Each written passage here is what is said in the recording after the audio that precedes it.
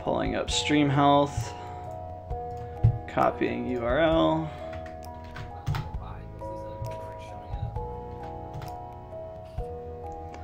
Alright, stream is live. I'm sending you the link right now.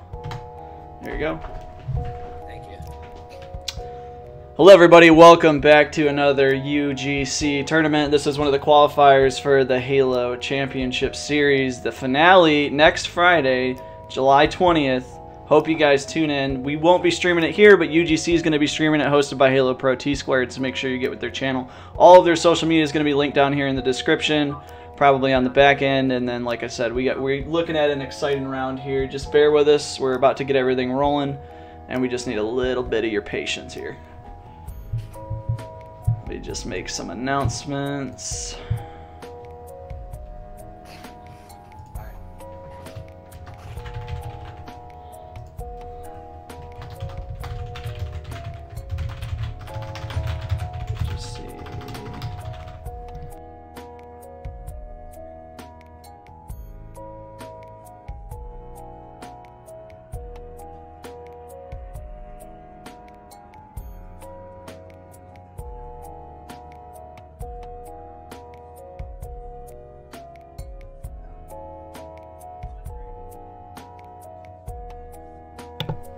Hello, hello, welcome, welcome. We are getting ready to start the first round here. Alright, so Bonzogar is saying that they can't ready up. Yeah, I got them taken care of. Okay, sweet. Let me just make sure Maisie's ready. Yeah, so all they have to do is play their match. The winners need to report to me, or you, either one, it doesn't really matter. Alright, teams are ready. We are going to get rolling here. First round starting right now. Let me check these settings over one more time. Empire HCS, Slayer HCS, first to 25 wins, and time's on, correct? 12 minutes. Yes, sir. Alright, here we go. If you guys are just tuning in, we're getting ready to start the first round here. If you guys could do me a favor, the chat's open, we're watching, just drop a like. Subscribe, that way every time we go live we'll hit you right up, and let me know in the chat if I need to tweak the volume, game volume. The music's coming off once the game starts. You'll have full audio, but just let me know if you need me to tweak it. I got sliders, so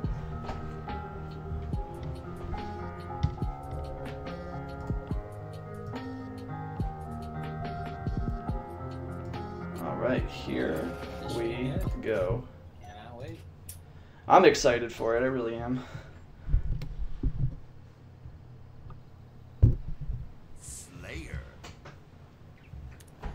So for anybody tuning in that might have missed the last one here, you have the UVG Viral official esports team. These guys are the defending champs. Let's see if they can take it here 2 weeks in a row. Going against Death, Loki, and Shapeshifter. There are some newcomers, I believe, unless have they competed in a tournament before that you know of? I can't tell. Right off the bat, he pulls a double kill there, right on that catwalk. Caught Amizi completely off guard, and Opaque just got naded and popped it. That was a quick one there, and they just went straight back and pulled OV. That's an excellent start from there.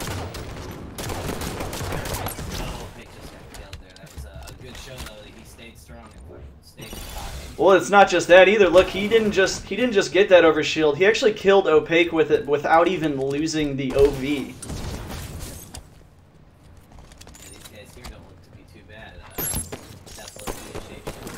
Oh, he's totally got them on their back legs here. Amizi's pushing in, though. That was a lot of missed shots for him, but we all know how Amizi is. He'll be a little shaky in the front, and then he's going to come in and dial it down later on. But 5 against 1 right out the gate here. That is not a great look for the UGC Viral Esports team here.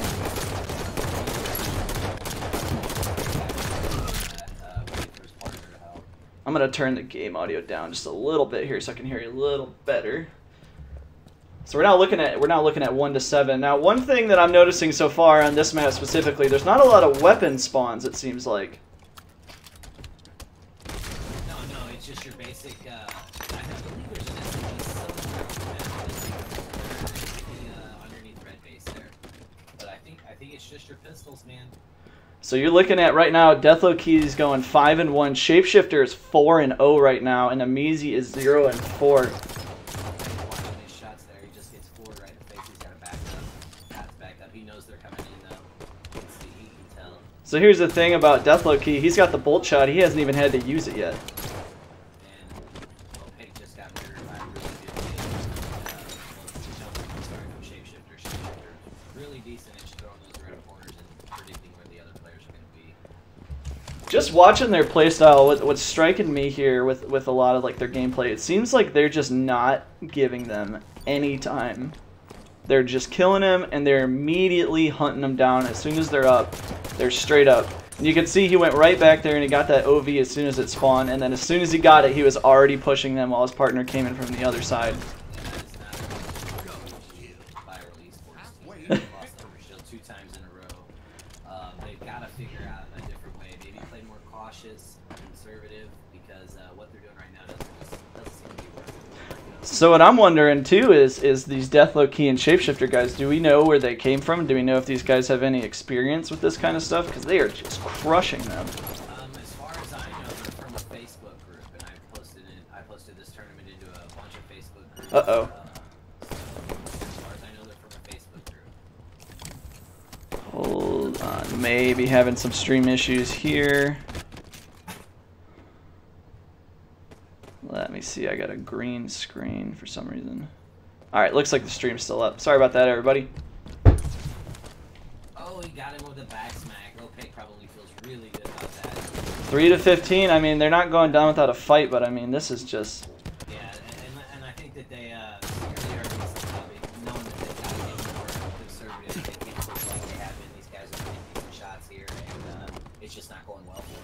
It's and it's not just a question of teammates helping each other or nading at this point. What it really is coming down to, at least just what I've been noticing from their perspective, is they're just getting the headshots. Yeah, they're very good shots. They have their 5-shot pistols are on point. Yeah, he barely escaped.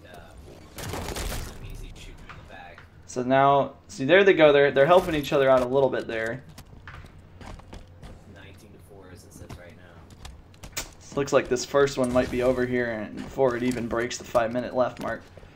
Oh, he just knows where he is too. Oh no. Oh man, Deathlow Key, that is a terrible way to die. I don't know about you, Serenity, but whenever I die to a map explosion like that, it's infuriating. Yeah.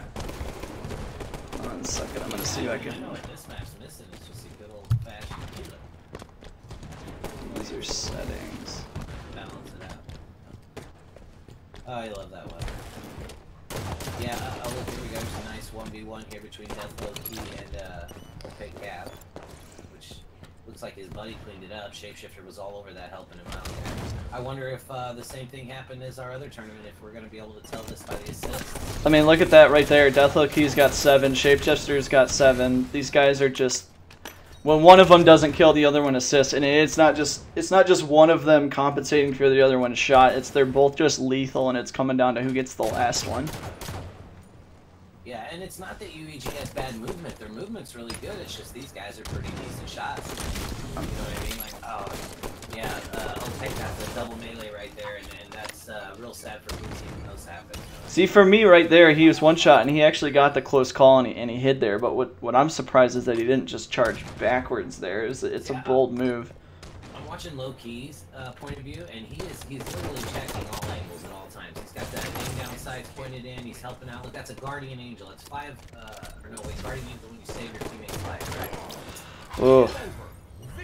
That is a rough one there. 25-6 coming out the door like that. That's something nobody wants, especially an official team here. But maybe they can come back here in the second one, and if not, this could be a good learning experience for them. Let's get some music up here. People in the chat are asking for you to move your mic a little bit closer there, Eric. Oh, okay, right on. Is that better? I guess we'll let them decide. All right, we're gonna go ahead and get the second one on here. See what map it is. So it's Truth.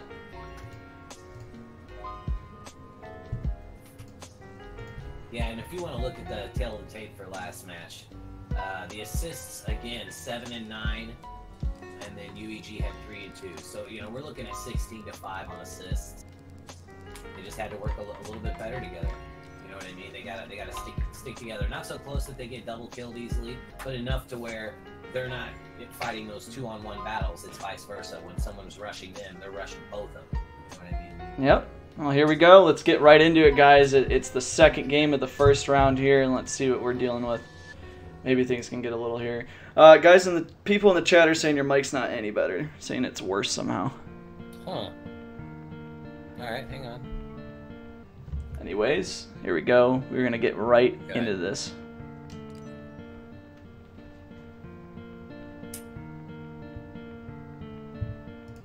I can hear you fine, so I'm not sure. Yeah, I don't know. Is it too low, I assume? I don't know. I can hear you fine. I'm not sure. Let me see if they post in the chat again here. Oh, they're saying go to your Discord settings and your input volume. There's a slider. You know what? They're right. All right, here we go, guys. Music's coming off. Get ready. We're going to get right back into the action here. We're going to see if Amizi and Opaque can bounce back from a tough opening round here. That should be a little bit better there. Oh, yeah, that sounds a lot better. All right, right on. Good deal. So right off the back, they're pushing left. Amizi's going on top. That's a bold move. He's already one shot, and Deathlooky's only taken 2, and that nade almost got him. One shot again. It looks like Deathlooky is he's got very good map awareness. It seems like he knows that whenever he's weak, he's got to get out of there. He doesn't want to risk his death. Oh, Amizi just got pushed. Yep, right up behind it. Ooh. Watching Opaque now. Opaque looks like he's about to throw Deathlooky and Opaque. Opaque just could not come away with it. He had the strafe and everything, and the guy didn't even move. It was just solid aim, pop, kill. And another interesting thing here is you'll notice that Amizi right off the bat went up top to establish map control. The other guy went straight for the camo. I mean, at that point, you're just playing chess. Yeah, he's chasing. Opaque's chasing. He's not afraid. Shapeshifter's actually kind of wasting the camo there, though. He's staying on top, not really moving a lot, just getting those angles. Let's see if they're going to burn him for that. Yeah, they definitely know where he is.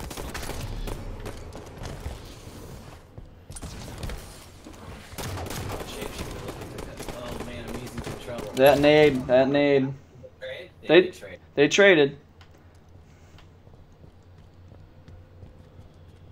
Another big difference here is, remember in the last game, whenever the teammates got killed, the other ones would rush in and kill each other. In this game, we're seeing somebody die, and both of the people on the other teams immediately just back off each other, go to separate corners.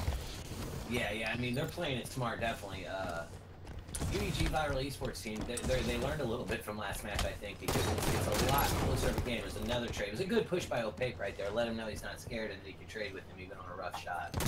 Well, and that's something we talked about last time, too. When it comes down to these HCS esports settings, you can't just trade. You have to either get 2. If you're just trading, the only thing you're doing is giving whoever's in the lead that much more progression. You're ending it that much faster. If you're in the lead by 4 or 5 kills, trading is a win for you. Yeah, definitely. But if you're not in the lead, yeah, you got to figure out something else. Absolutely. Right where he's at. You just saw Shapeshifter throw that grenade right at Opaque at top, and he predicted that spot. Opaque goes down. Yeah, just moving up like that. Now, here's an interesting aspect here. Deathlooky just ran out of ammo completely, and immediately just gets it right off Opaque's body. So if Opaque hadn't rushed right there and they would have held back, Death might have run out of ammo. And that's another perfect. You know you're putting in work when you're running out of ammunition. You're putting in work. That's 100%. That's the second perfect we've seen in probably 10 seconds.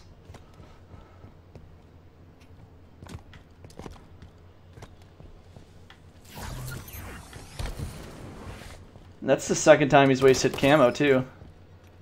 Seems kind of like he's just getting it so the other teams don't. Oh, what a jump there! Wait for him to get up on there.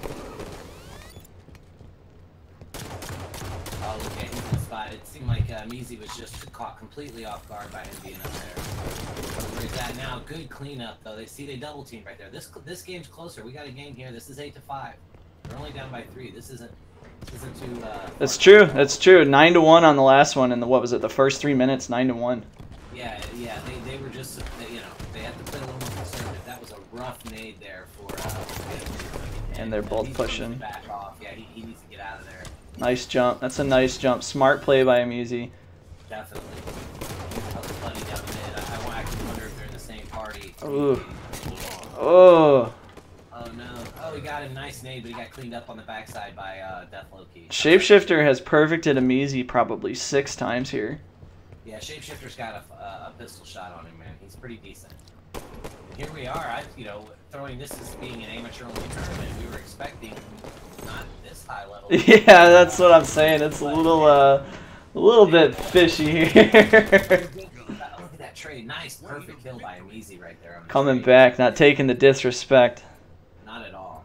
But this is good, man, because when you play people of a higher caliber, it makes you better. You know what I mean? Yep. That's 100% what fostering competition is all about. Now that's a good point here. Everybody in the stream, this is a good point here. And the reason this is relevant right now is because since Amizi and Opaque won the last tournament, they're qualified for the championship next week, which means this is just practice for them.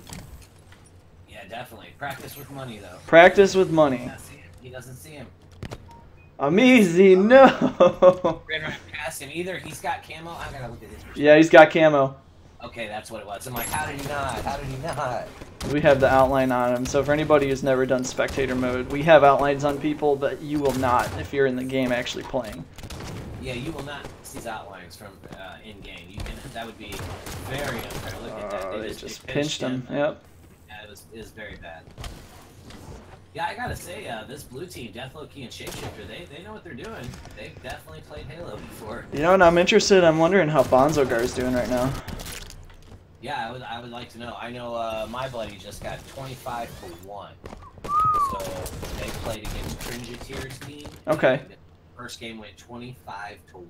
Oh so boy. They can't be happy about that. Looks like Amizi's back on top. He loves that barrier. Just surprising. It looks like they're creeping on him. They're kind of sandwiching him there. One's on either side there, which is a bold move. But I mean, when you're up by 8 kills, I guess that's the kind of lenience you can have.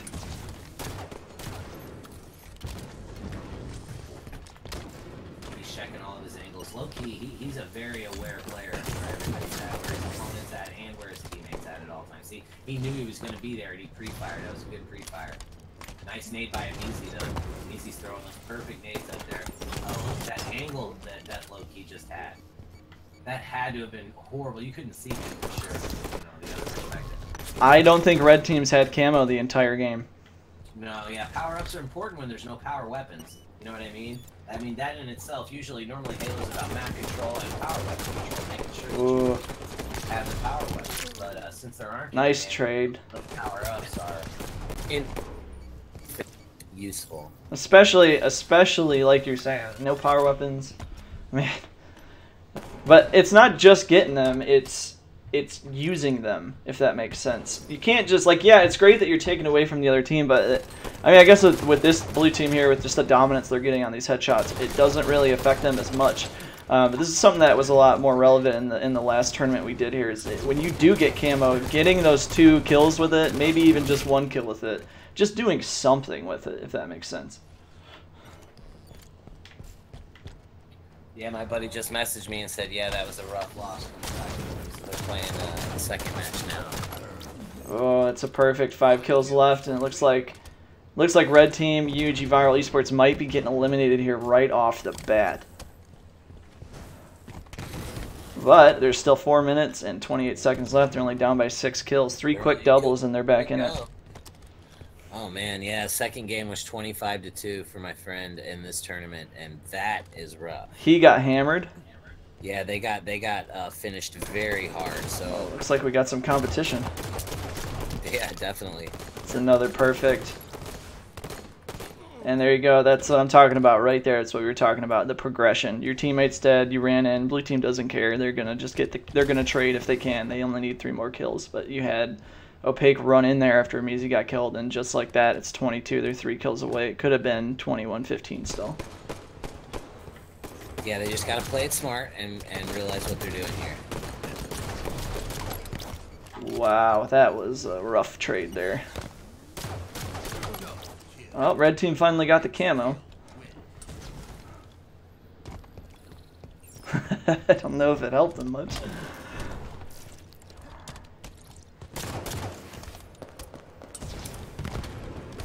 Yeah, so we'll have to get Bonzo a score and everybody's score. All right, ladies and gentlemen, that's going to do it for our first round stream here. Stay tuned. We're going to be right back at it with the next round here before you know it. We're going to put some music on here. We're watching the chat. What did you guys think of the match? What were some pointers you would have for Amizi and Opaque here? What do you think they did wrong? What do you think they did right? And what are you looking forward to seeing in the future from this new team, Death Low-Key and Shapeshifter? Congratulations on them to moving on to the second round. So Death Shifters get it, huh? Yep.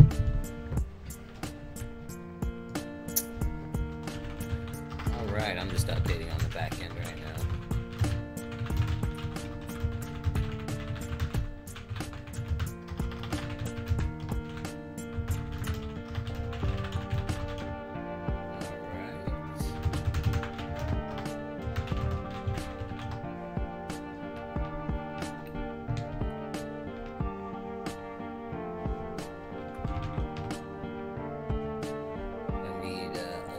From everyone else. Looks like Death Low-Key and Shapeshifter are both champs.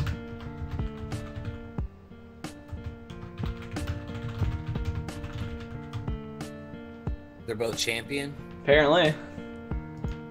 Wow.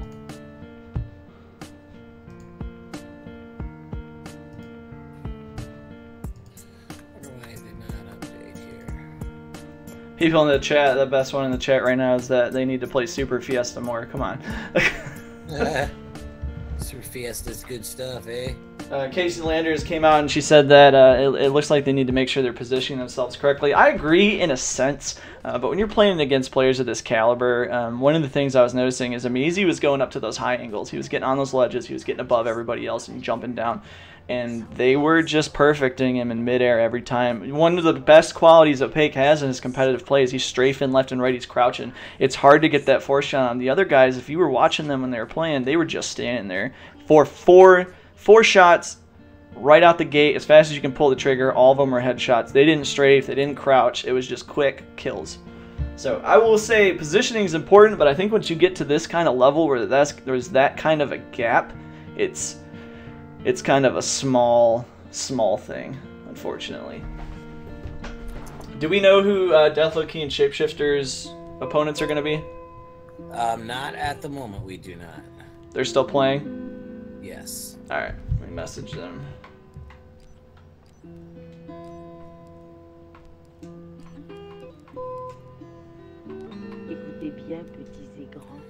Amizi, I will message you in a minute.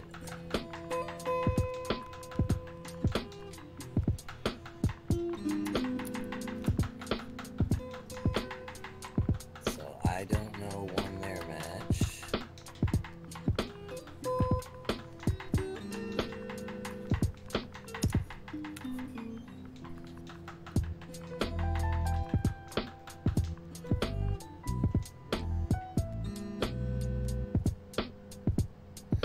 We gotta go back here to this one.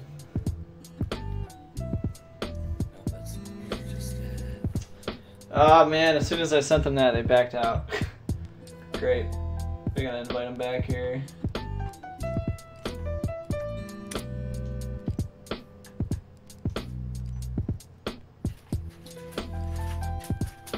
Thank you, baby.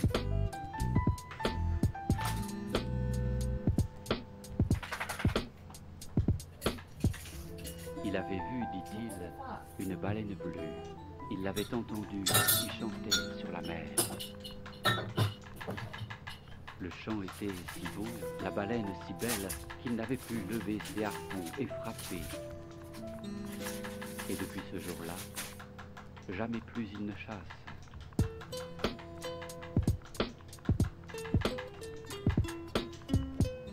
I don't know. Faces Death Shifters next match. Rubber W. See, we got to figure out who won it between Cultivate Gaming and Smoke Dank Get Bank. Mm-hmm. And Bonzogar's team, I need to know, and then Unorthodox Gaming and Windmill Warriors. Do you know either of those? Do you know Asylum, Flipachu, Unorthodox Gaming, or Windmill Warriors? Nope, the only ones I got are Underground Kings.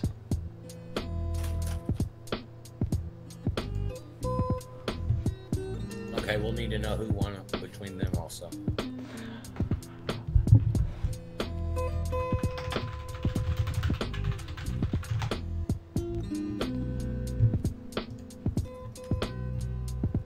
That one guy in your Discord said he was from Cultivate Gaming. What is that? I'm not sure what his name was, but I asked what he was telling me they won't ready up for Cultivate Gaming either, and I said, all right, I got it. And I went ahead and bought the whole round.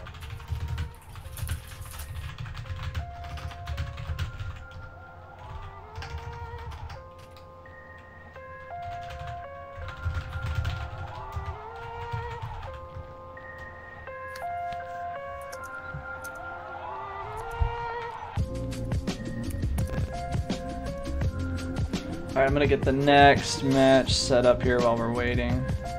Alright, right on. So round 2 is the rig. I'm excited to see how these guys play on the rig.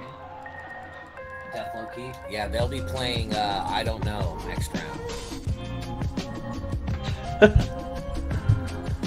What a great team name.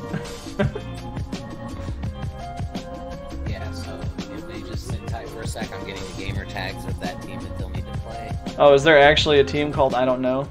Yeah, IDK. Okay, they need to invite SF space NETO space 01. You're better off just inviting them because neither of them are in the party. That's a fair.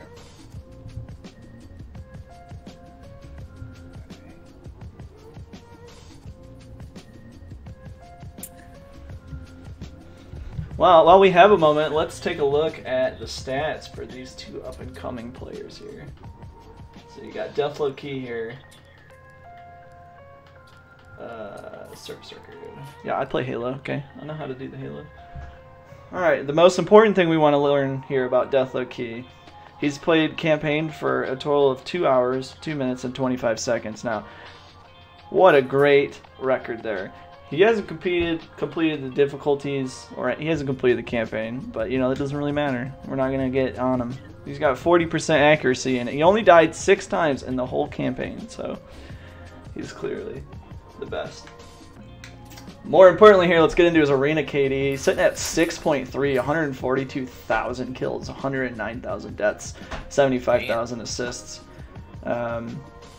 9,130 games, and out of all of those, he's won 5,118, which means he is 56% win percentage. And over all those games, he's posted above 50% accuracy. This guy, which we saw in that first round, he does not like to miss.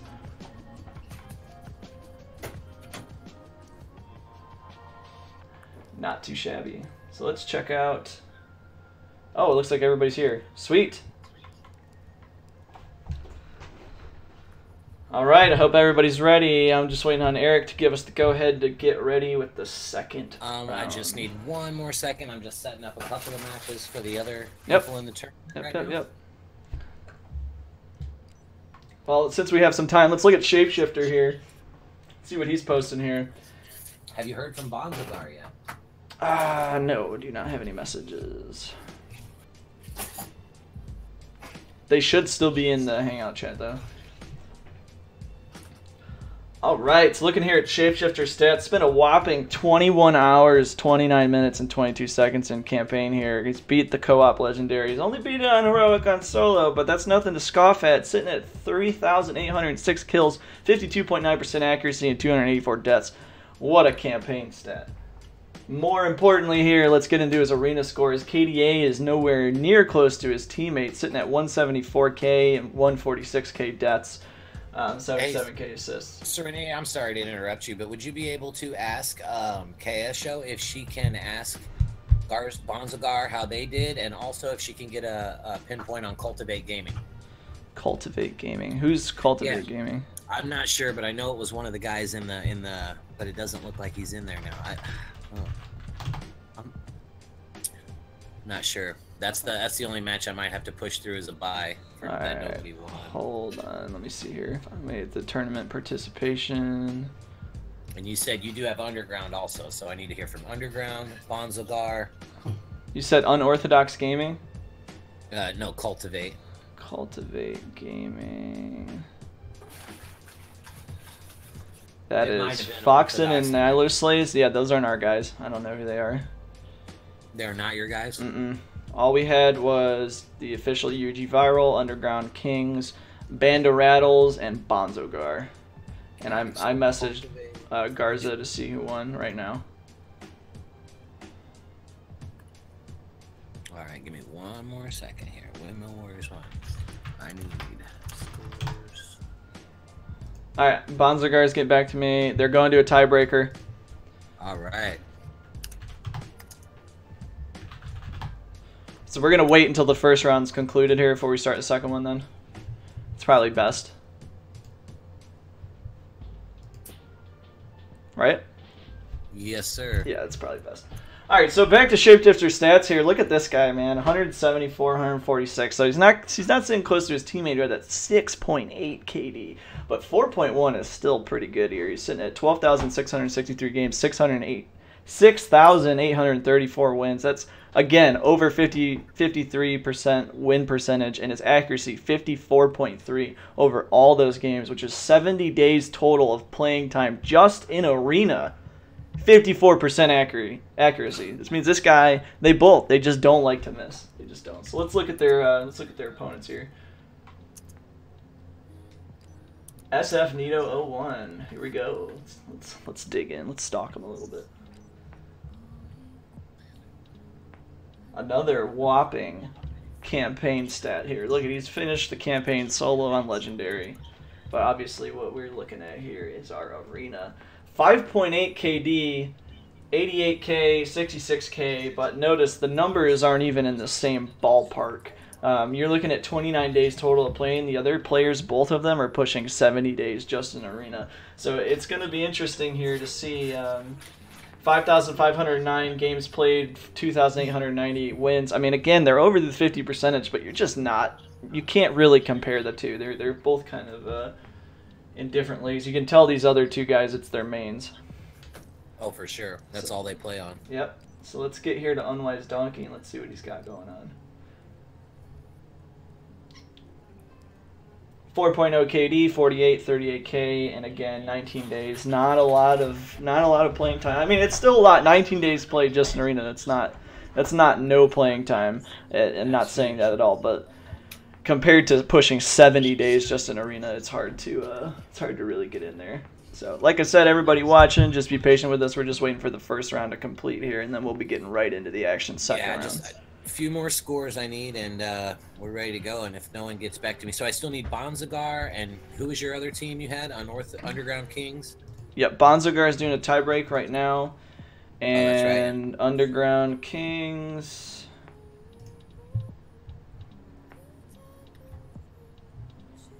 Waiting on them. Hold on.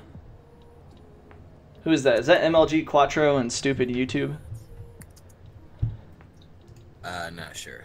Alright, hold on, let me see. I have them right here. Underground Kings. Yep, that is them. Alright, let me message them right now.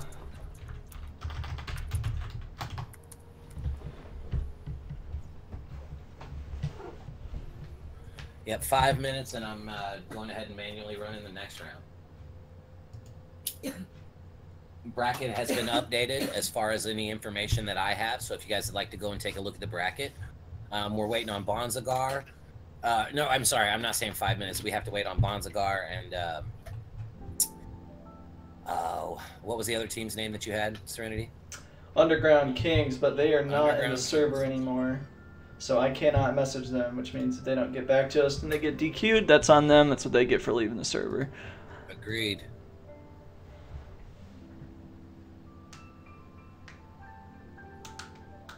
So yeah, I have no way of messaging them at all.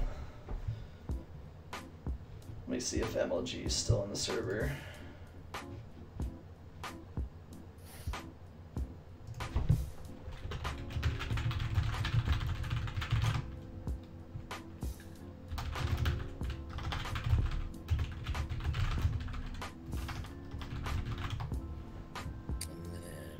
W's. So. Yeah, I think next time we do this, instead of saying amateur, we're gonna need your gamer tag before the tournament starts, because I like what you're doing here and look at these guys' arena ranks and everything up in their KDs, and that would kind of be something I should have done before to figure this out. But at the same time, I didn't think anybody's going to enter an amateur tournament as a champion. You know what I mean? Ow, that's my elbow. So, yeah, that maybe next time that's something that we'll do. We will definitely check gamer tags of the game. I'm going to go ahead and guess that Underground Kings got smacked because Quattro's offline and the other guy won't respond to my messages. Who did they play? Laser Focus, which I'm not sure who that is. I'm going to check now. I will tell you their gamer tags right now. Hold on. Laser Focus. That is Sama and Jaharpst. Yeah, so I'll go ahead and advance Laser Focus because we're pretty sure the other guys are offline.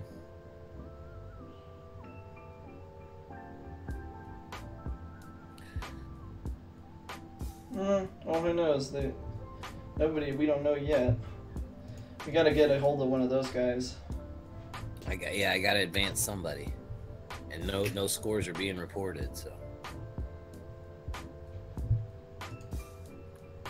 It's true. We can just fix it on the back end. that's what I'm doing now.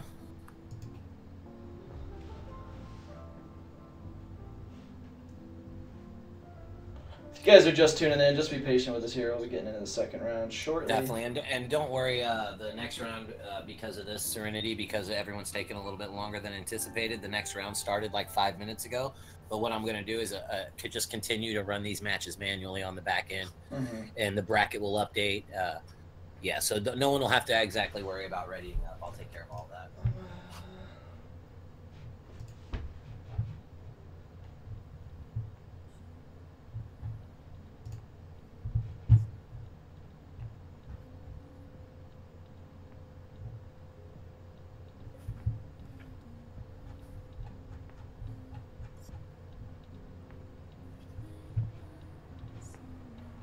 Let me see if the other guy's still in.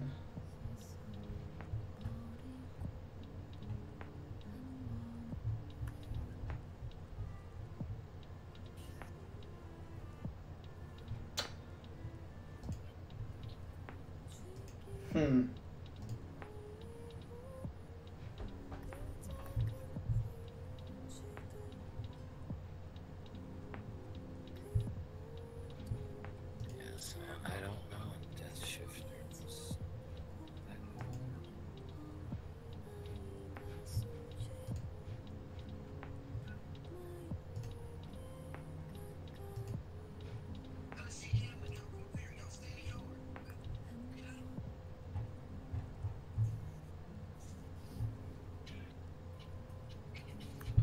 His gamer tag is boss JXR, and then it just says ... for some reason. I don't know why the website's doing that. It's boss JXR ... It won't let me see what his full gamer tag is.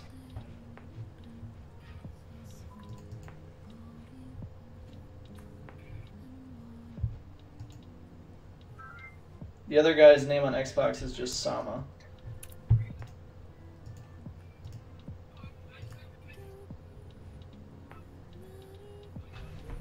Let's see if I can get a hold of him here.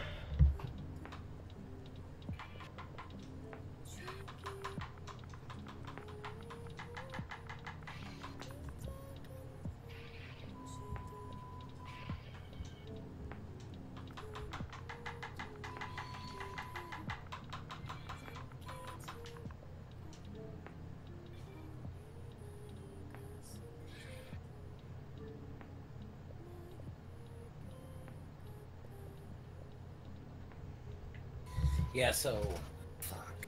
That kind of sucks. I just messaged Sama. Okay. We're just waiting on the tie break from Bonzo Guy. They should be wrapping up any minute now. Get Bank won 2-0 in their first round. They don't respond. They don't have Discord, and they asked me to report it. Okay, so Smoke Dank, Get Bank won.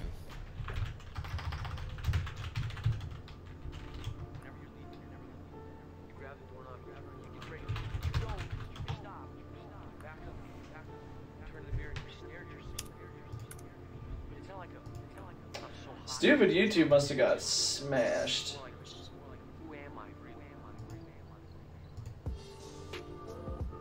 Wish I had a way of checking on the status of Bonzogars.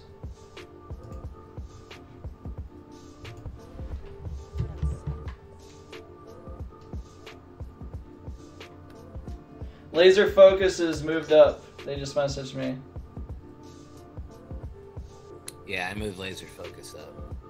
Those are the guys that played the other guy, right? They played Underground Kings, right? Yeah, definitely. Yeah. Sweet. So yeah, that explains it. They must have got smashed. So then we're just waiting on Bonzogar, right? Yes, sir. Awesome.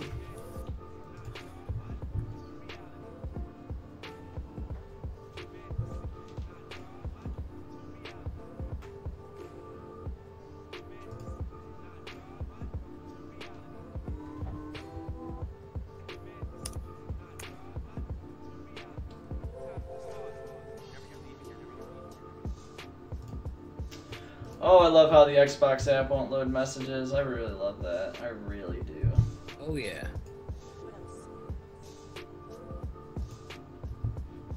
Yep, just waiting on Bonzagar.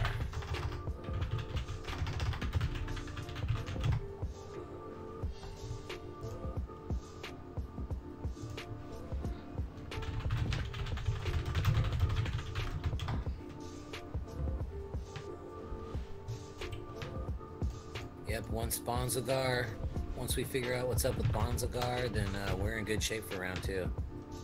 And it's looking like, so the rub-a-dubbies, which are Cringeteer, is going to happen.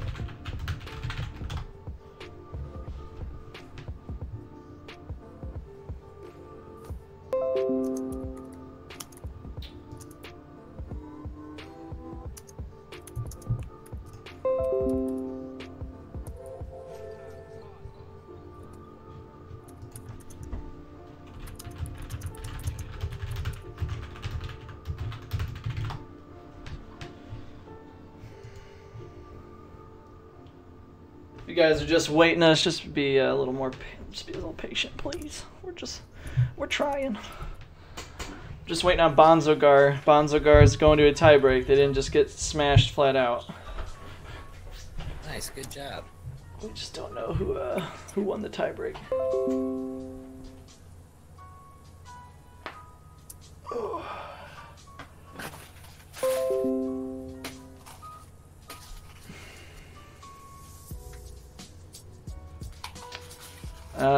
Laser doesn't know what to do because the 2 teams against them didn't register and got DQ'd after the timer.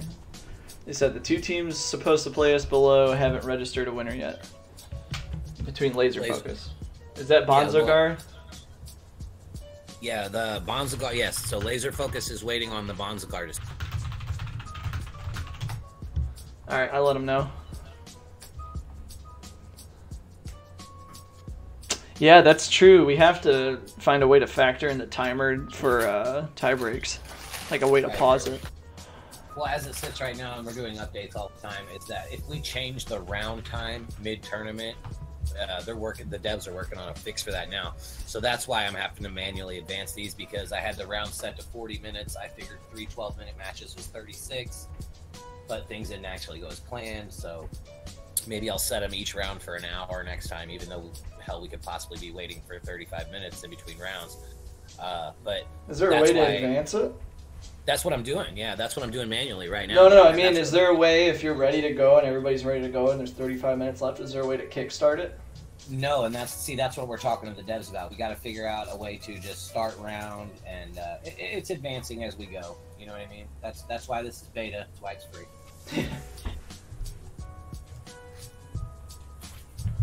So everybody in the chat, how's your Friday going? How you doing? How's your mama? She doing good? She asking about me? Huh? Huh, Charles Wallace? Huh? Just kidding, you're good, bud. Or are you?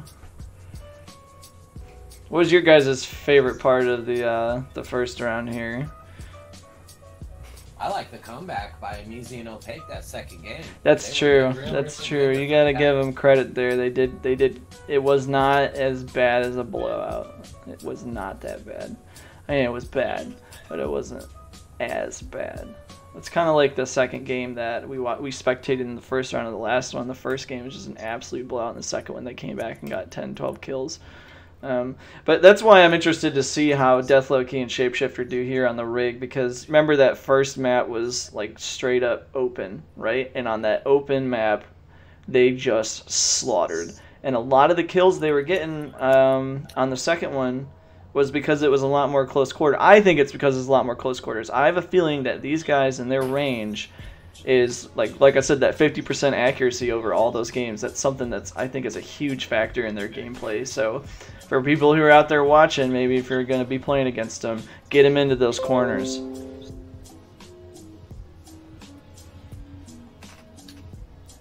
Yeah, that other team didn't seem to die a lot once it came down to, like, inside fist range. Alright, looks like Sama got back to me, but I want to say Sama's teammate already got back to me. Yeah, he's unfortunately has taken too long. What team was Sama on? Sama was on... Laser Focus, and Laser Focus already advanced, so they're good. Yeah, they're good to go. Yep.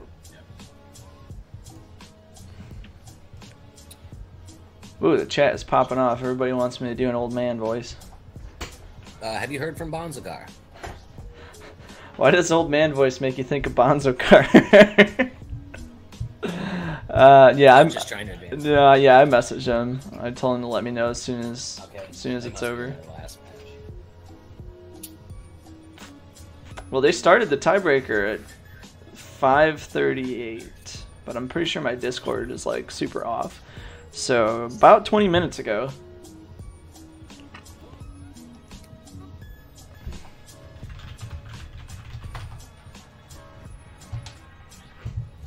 Let's see if Gara will respond here. We can go ahead and start this game you've got right here, as long as whenever Bonzagar hits you, I get the notification.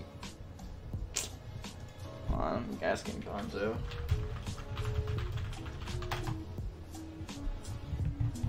I messaged Bonzo. Oh wait, Gara's messaging back. Here we go. Something's happening. I can see he's typing. This is the commentary people are tuning in to hear. Alright, Bonzagar got eliminated. Bonzagar is done, okay.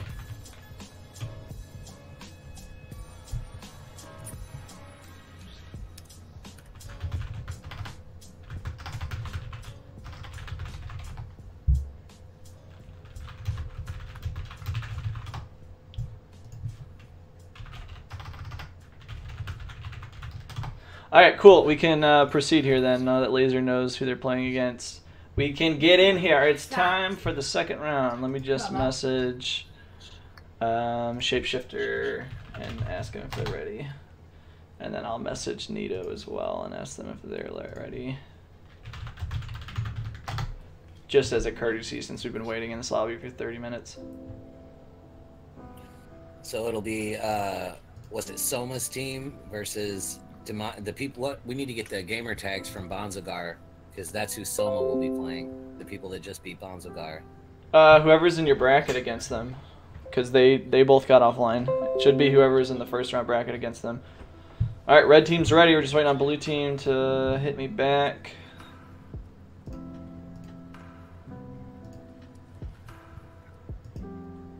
Our blue team's ready. All right, everybody's ready. You ready to get into this? Let's do it. All right, let's roll.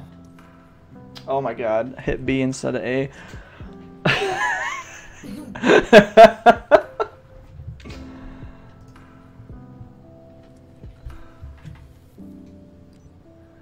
Oh, cool, it didn't mess it up. The rig observer, first 25, right? We're good? Yes. All right, yes. Let's roll second round starting now.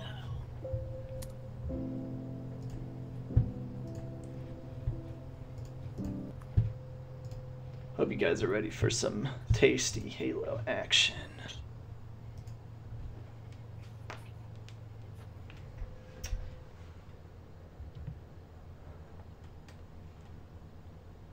Oh, somebody just brought up something cool in the chat. You know about that big... oh, yeah. Hey, we got an echo going here, Eric. All right, hang on one sec.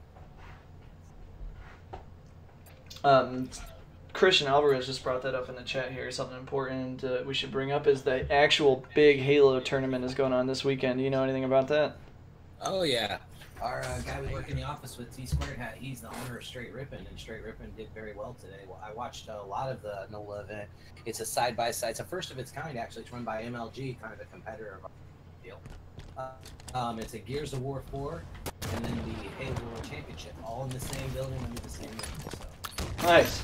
It's a pretty big deal. 250K for Halo and 200K for Gears of War, I believe. All right, it looks like we're getting into it right now. We have the first interaction here, and they just took down Mr. Scattershot with a pistol from close range, and that's Deathlow Key's deadly accuracy right there. You do not want to downplay these guys when it comes to their headshots.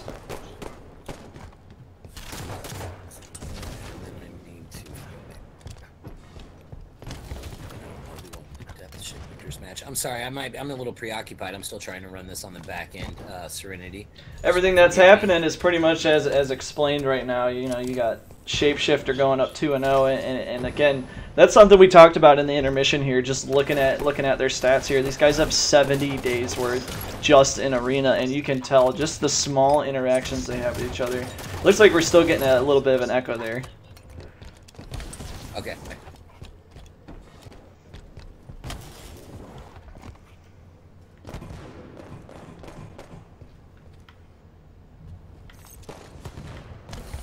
Something pretty good about this one too is you're noticing that there's a lot more patience going on. Even though it's 5 and up, they're just not engaging each other as much, and you got to give credit where it's due. Shapeshifter and Deathlow Key are just using what small interactions they have to just get at each other.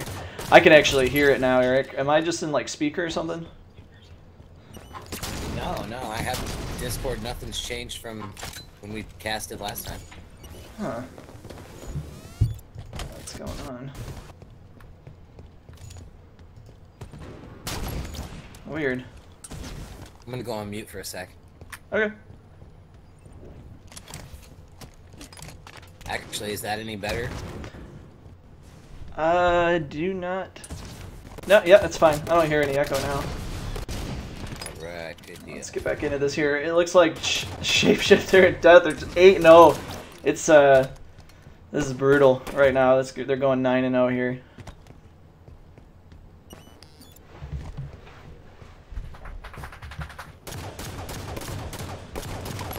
Oh man, that was just sloppy.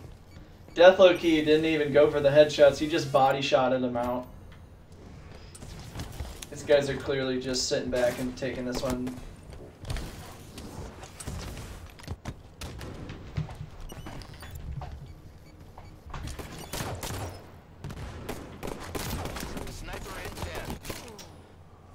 Ouch.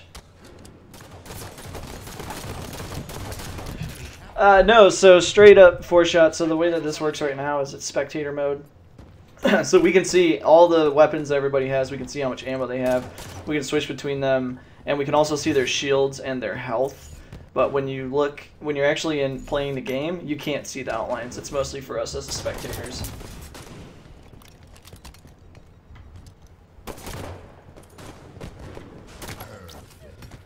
First kill for blue team. Nito just got a perfect on Shapeshifter. Sniper's back in blue team's possession. Let's see if something happens here. Good job. Casey Landers in the chat had 2 videos open telling us we had an echo.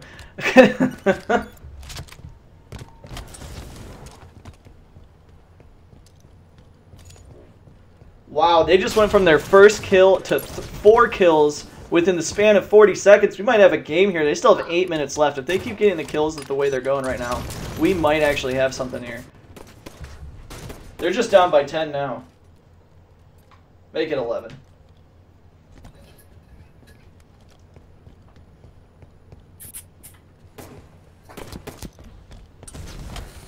So somebody just died with the scatter shot, and the other team didn't even pick it up. And that doesn't just a testament to how these guys play. I don't know what else is. Nobody's going in close. Nobody's getting the melees. It's all just medium to long range pistol kills. and nades.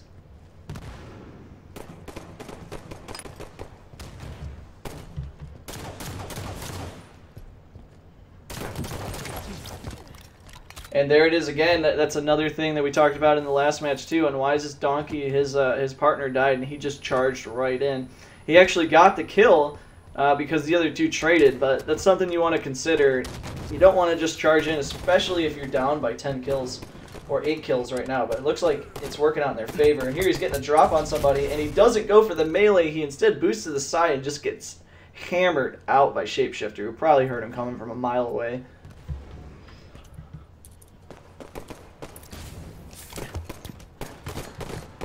All in all, I think what you're just looking at right now is just pure experience and grit. Look at that Hail Mary. Oh, he didn't actually get the Hail Mary, but I mean, pretty much was a Hail Mary. The brackets are advancing as they should be. Shapeshifter just jumped off the map.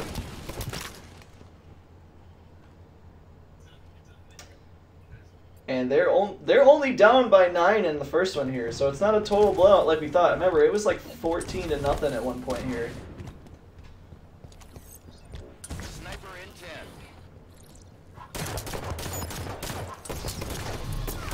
Enemy team nearing victory. Ooh.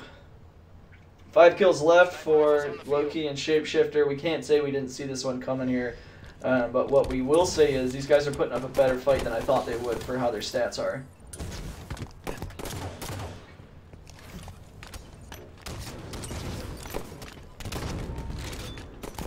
Blue team just picked up a sniper rifle. Let's see if they can use it. Immediately switches right back.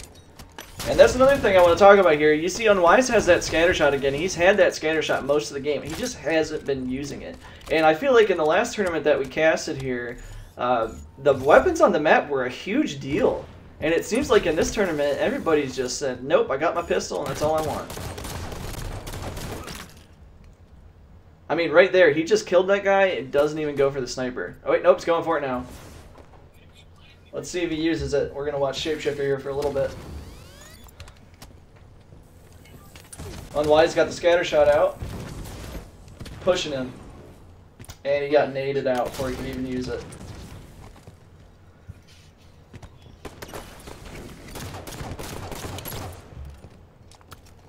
Not much you can say. 2 kills. Looks like Deathlow-Key and Shapeshifter are going to take this one here. What's their team name again? Do you remember?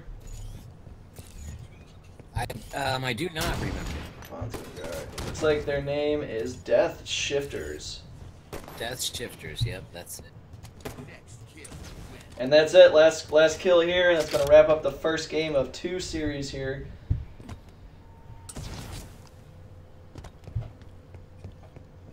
And this is our... This isn't the semifinals yet, right? Still 2 more series. No, not yet. Alright, so that was the raid. We're looking at Fisher now.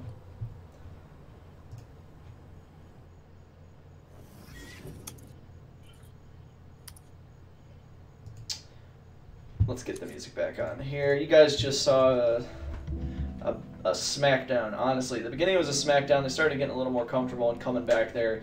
It's going to be interesting to see. And you know, this is something we talked about in the first game of the first round when Death Shifter went in there. They had that open map, and they just dominated with their accuracy. And that was something I expected to see here on the rig. I just didn't see. I didn't expect it to be that hardcore. But then again, these are guys who just smacked Amizi and Opaque, and Amizi and Opaque are no pushovers. Like I said, they were the defending champions this last one. So let's get on to Fisher here, and then we're going to get this rolling.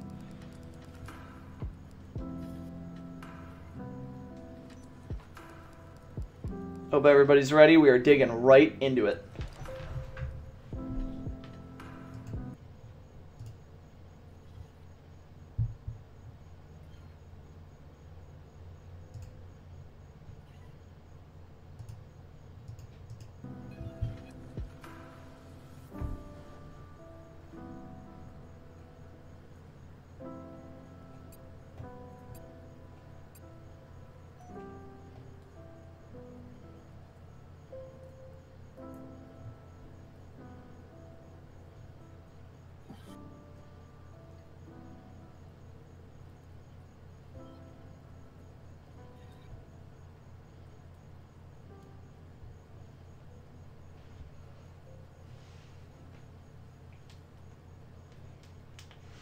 All right, here we go. Fisher was one of some of our best gameplay last time. It's exciting to see how this one's gonna roll out here. Remember, we got these rockets. So like that's one of the things we were talking about with the weapon spawns not being very prominent. Here you got the rocket launcher dropping in the middle, and then on the bottom you got the camo. Not to mention you got needlers and bolt shots, as well as battle rifles on both sides. This is definitely a more weapon-based map, especially with how small it is. Shapeshifter's got the invisibility, and Nito's already got the rocket launcher. And actually, it looks like he got killed and lost it. I think he fell off the map there. Could be wrong. I'm not sure if I missed a kill here. Nope, he didn't fall off the map. Shapeshifter's got rockets and camo now, and he's already used all the ammo for it. They've taken a commanding 3-1 leave over him here. And this, like I said, one more, and they're on to the next round. And the next round for them is the semifinals, I believe. Right, Eric? Yes, sir.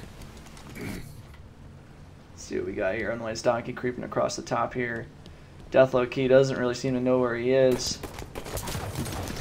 And there he is. Just that perfect. He's invisible. It gets perfect. And I mean, Deathlow Key's got the DMR here, and he's not even using it. He says, nope, I just want my pistol.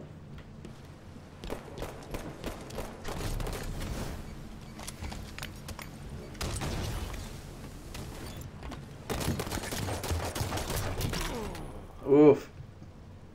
Shapeshifter comes out with that perfect, and right off the bat, like the other one, 7-1 lead here. Now remember, this one isn't as close quarters. Remember in the first round there, we had them go that open map. They were on rig, or no, they weren't on the rig, but the open map, and then they went straight to that smaller map, the Covenant map. And now here they are. These are two spacious maps. At least in my opinion, I think they're spacious.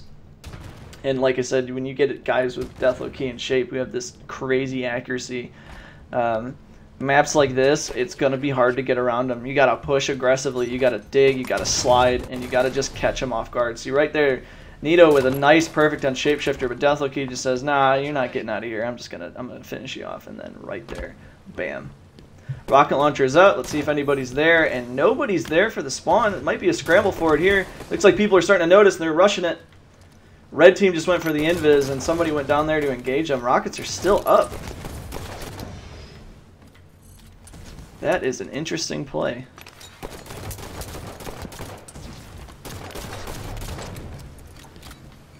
And there you go. Red team's got the rockets, and they have camo.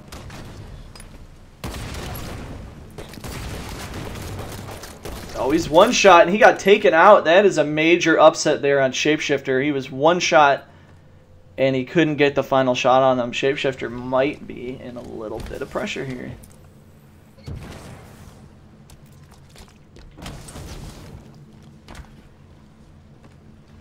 Alright, so it's thought.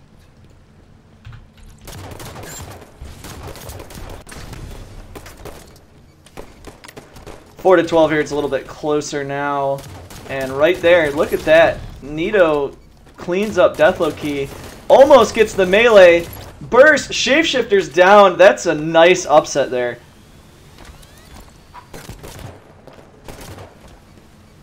I'm liking what I'm seeing out of blue team right now. They are not going down without a fight. And Nito's got that bolt shot. Let's see if he can use it.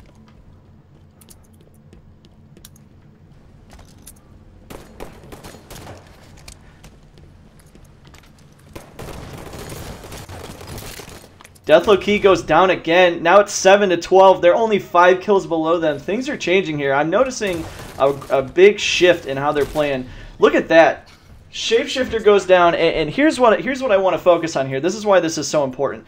The last two ones, remember, both of the people on either team, they would engage, and then their teammates would back off until they spawn. What you just saw there, they engaged, someone died, and then they closed in together and finished them off there. And now you have red team stagger spawning, blue team just picked up rockets. This is a whole new ball game. They might be down by 5 kills, but they're definitely playing out here. They are not going down without a fight. And right there, he even tried to jump over his head, but this is exciting here. I'm gonna be really happy if they can tie this game. That'd be awesome. Now Shapeshifter did pull the camo. Excellent awareness there, just hearing him running underneath him.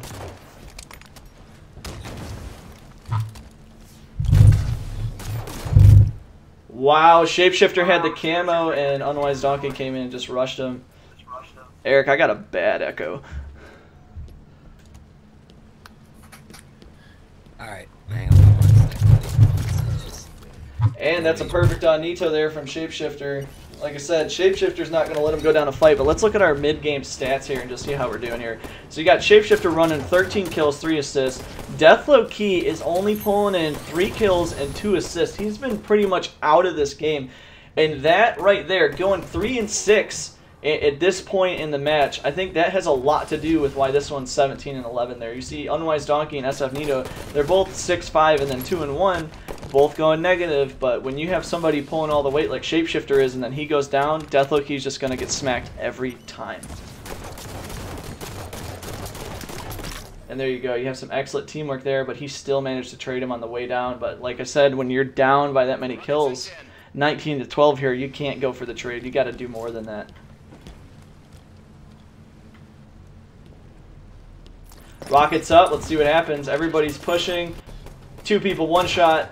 Shapeshifter runs out. Can he get the last shot on him? No, he doesn't get the last shot. Nito's down. And he rushes out. Oh, that is a close one right there. Let's see what happens. Shapeshifter just goes down with a major nade, and it looks like Unwise rushed the rockets, and did he make it? He makes it out. Doesn't get naded. He still has rocks. I don't know if I just saw that correctly. It said blue team had an energy sword for a second. Huh, weird. Must have been a glitch. But they got... So we guys gotta look at right here. Not only did they get some kills on the way, but they got rockets and they got camo.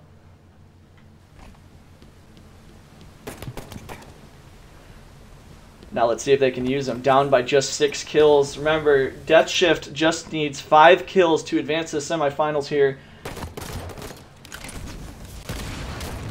Waste of a rocket there. That's going to cost him. 1 shot on top. His partner comes in and cleans it up.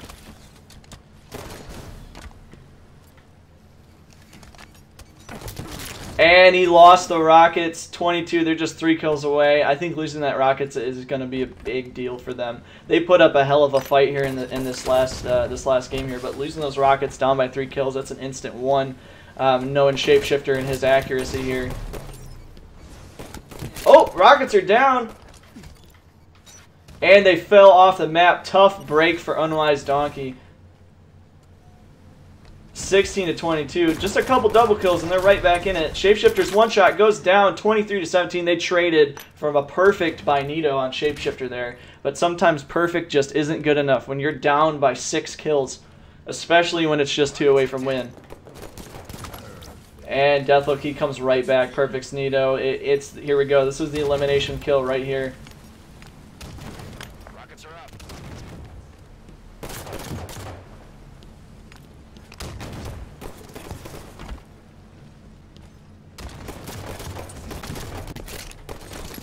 And there you have it, melee from Shapeshifter on Nito, and that is going to advance them to the semifinals. Death Shift is rolling hot. No one's been able to touch them. Let's see if in the semifinals something happens here. Maybe somebody can come back and slow them down a little bit.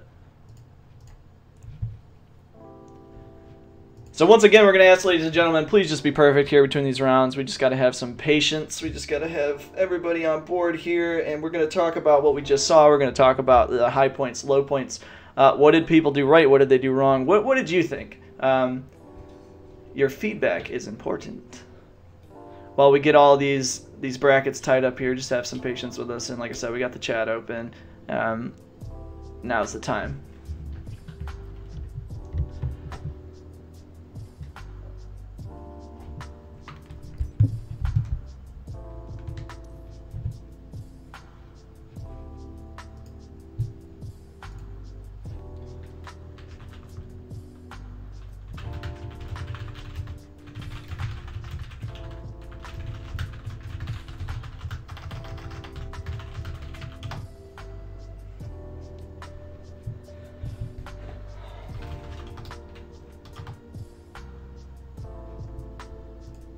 I let Shapeshifter know to stay in here until the brackets are settled. Do we have any reports yet, Eric, on how the teams are doing?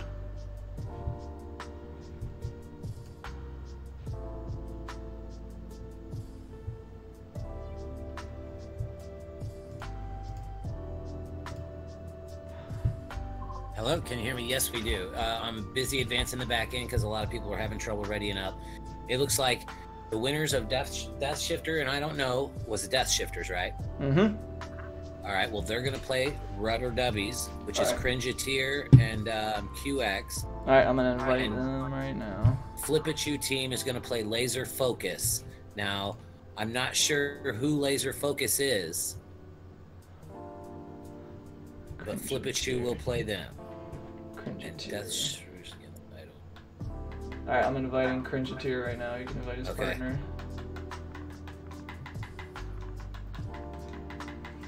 So 4 teams, right? Yep.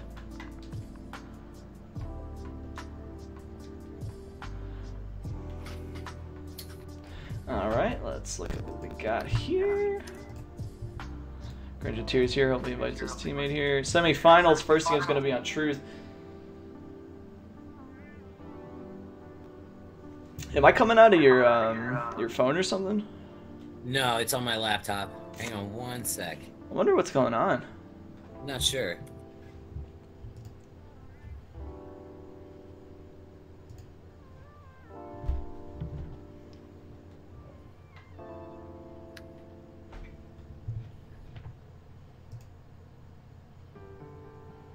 Bracket should be updated with the exception of Pikachu team.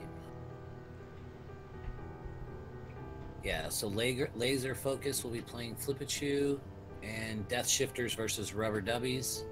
We got Cringeteer in here, or no?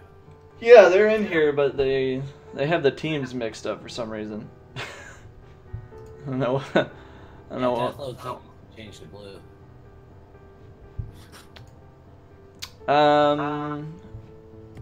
Here, jump into a Xbox party. We're gonna try Xbox party because this is. All right, right on. I'll invite you.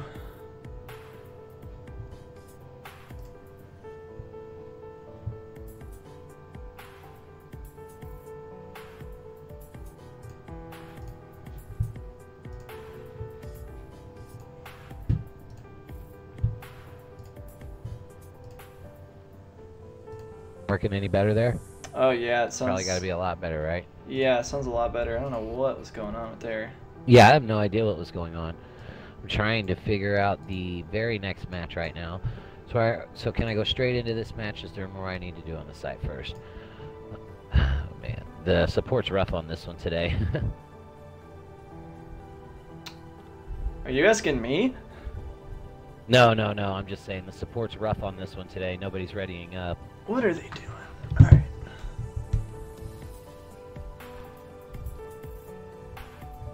Yeah, Cringe needs to... I don't know what they're doing.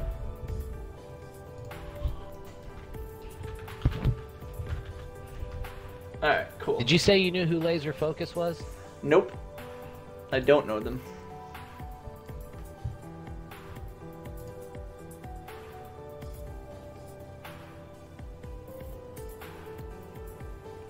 I guess Wikachu is saying that there's a website glitch and they won against their team. I don't know what that means.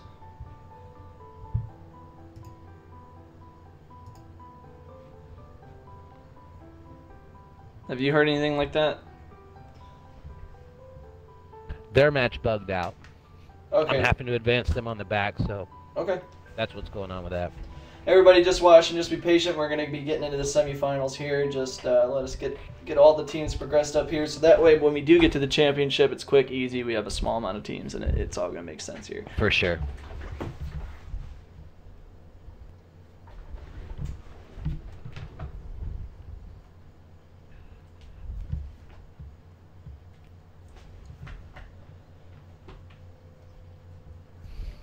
So anyway, let's talk about what happened in this last match. And I want to hear some feedback from the chat here, guys. Like I said, I have this running theory that Death Shift is just gonna, every time they get these medium to long range maps, they're just gonna come out and they're just gonna hit hard. Because like I said, with that 70 days in arena at 50% accuracy, like, now I'm not saying that they're perfect, because remember in the end there, blue team was coming back. They were getting all those kills on them. They were splitting them up. They were doing it right. And you want to know why? I think it was because they were using the levels on them. You had people going for invis, people going for rockets. Remember, they were crouching on the side using those ramps, and they're not just engaging them cross map. And I think when you get somebody like Shapeshifter, somebody like Death, like, they're not going to miss you medium to long range. But if you're getting at them at those weird angles, you're coming at them, especially catching them surprised, and you're using your partner to catch them off guard, especially on kill staggers. That's what's going to be the downfall of Death Shift. We have got 2 matches. We have 3 matches left total in the tournament. So we have the semifinals right now, which are going to be Death Shifters versus Rubby Dubbies, which is what everyone can see on screen. Death Shifters are Death Low Key and Shapeshifter, and Rubby Dubbies are QX and Cringeteer. And the other match will be Laser Focus versus Flipachu team, and they're playing it out right now. So the winner of that will face the winner of this match in the finals. Right. All right. Yeah, we can play it out whenever we're ready to roll. All right, so this is round 3. First map is going to be Truth.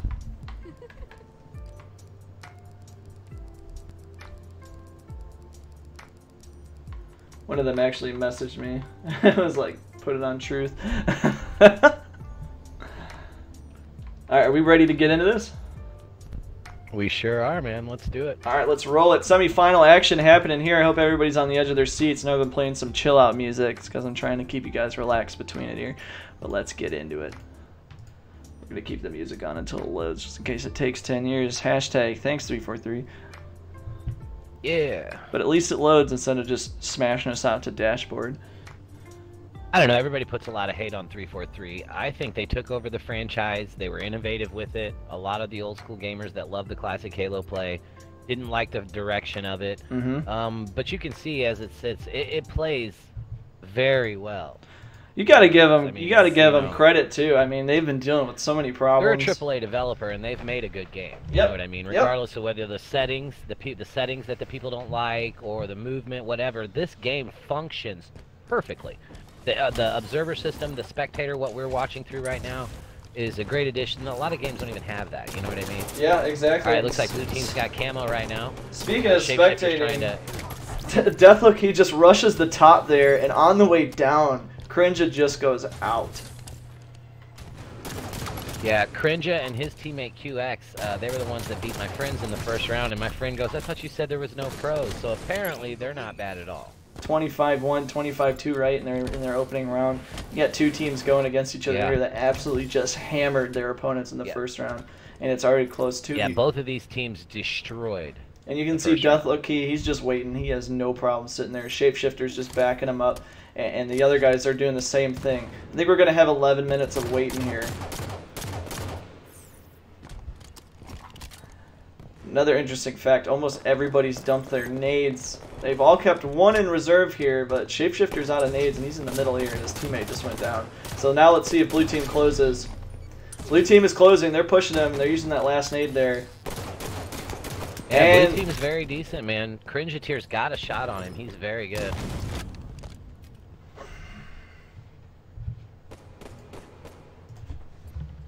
So right off the bat, looks like Death Shift is actually down by 2 kills here. And I'm having trouble really telling the difference between why. I don't see a lot of huge unforced errors here. Shapeshifter. And right there with the okay, that's a tie ball game right there, boys and girls. We're right back in it. Death Shift isn't going down without a fight. Negative, sir.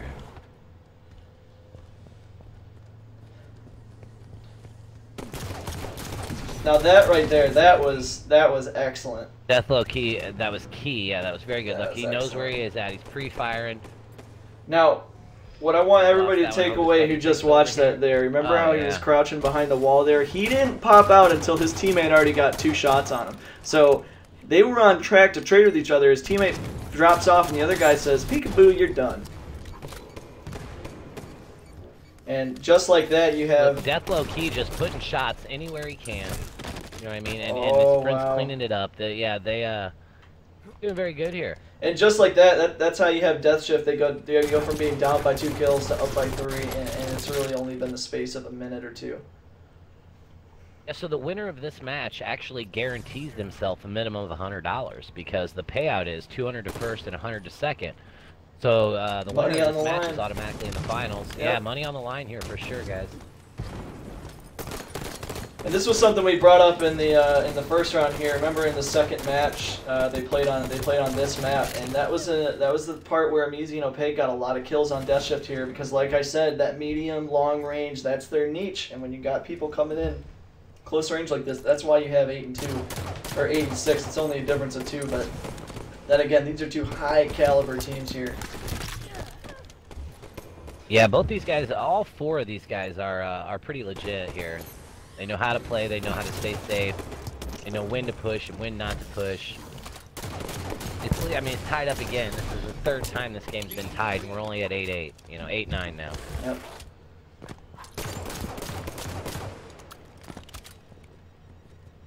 They're just waiting. They're just waiting. Both teammates are dead, they traded, and they're just waiting. And right there.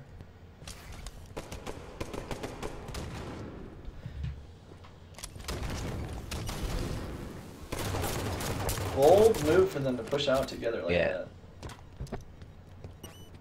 I like how they're staying together though, so they can't get 2v1. Blue's got a different strategy altogether right now. Blue is they're actually apart. You know what I mean? And they're playing different parts of the map. So I mean, they would be very susceptible to a 2v1. And hit him from there, pal. I wonder what he's doing. Oh, he's wasting ammo. Oh, that's gonna cost him. No! Wow, what an upset he was there. One shot too. Unbelievable. Good job, Death Low-Key.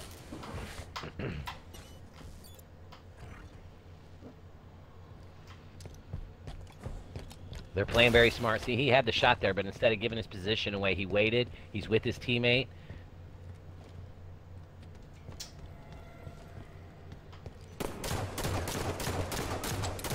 He paid for it there, though. Cringeteer's got a really good shot on him. That guy's not bad at all. Now, remember, last game, Shapeshifter took a back seat. He only registered, I think, 6 kills for the win. I think his teammate came in there at 19.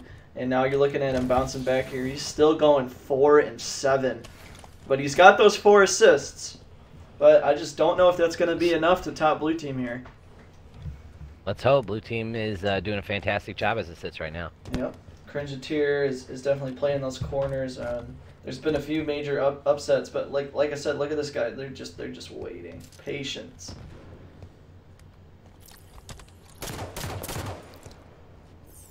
Yeah, this is really good gameplay. You know what I mean? You could learn a lot here.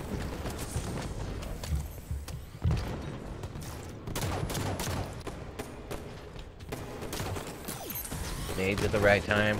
Put shots on him first. I hate to say it, but they're almost so careful that it's almost boring. Yeah, but you know, it's like a dance. It's like a chess match, man. Yeah, definitely. You really got nailed by that. It's nice to see the plasma pistol making an appearance here. Yeah, I personally, I love the plasma pistol. If I don't pick the needler up, that's what I go to. I love that thing. The noob combo, they don't call me a noob for no reason. And you know, that's what's going to set us apart from this caliber of players and just the average players like you and I is, you know, we'll go for those weapons. We'll pick them up and use them if we can find them. These guys are like, I might have it, but I'm not even going to use it. They got their pistol. They're like, I'll just use my pistol. More of a deterrent. It's more of like, I'll carry it so that you can't use it against Exactly. Because it is a powerful weapon. And that's another breakaway from the last tournament we casted there was, remember the scatter shot had a big role on the rig there, and the last time these two teams played it, all it did was pass corpses. Yeah, it was almost like they didn't want to use it. And he's just sitting there. They're just sitting there. He said, I'll wait. Up by 7. We're by 7 kills, 5 minutes left. Ball's in your court. That's what Cringeteer is saying right now. Yeah, they would be smart not to push. They don't need to. Oh, blue team in a bad spot. Perfected by Shape. Shape's not going to let him get away with that, but his partner says nope. And Shape drops the double kill, down by 5 kills. 4 minutes, 40 seconds. I mean, a few good plays. Like I said, they're right back in it here. And that's something you have to consider when you do what Cringeteer was doing. You know, he was sitting there, he just waiting and said, ball's in your court. But when you do that, you give your opponents the upper hand. They can plan, they can move. If you're not pressing them, keeping the pressure on, not giving them a chance to scramble. You know, these guys just reset themselves and came in and they attacked and executed. And that's where that double kill came from. Yeah, I mean, I really am impressed with how these guys are playing, man. They have very good Another games. perfect drop on death. And unbelievable.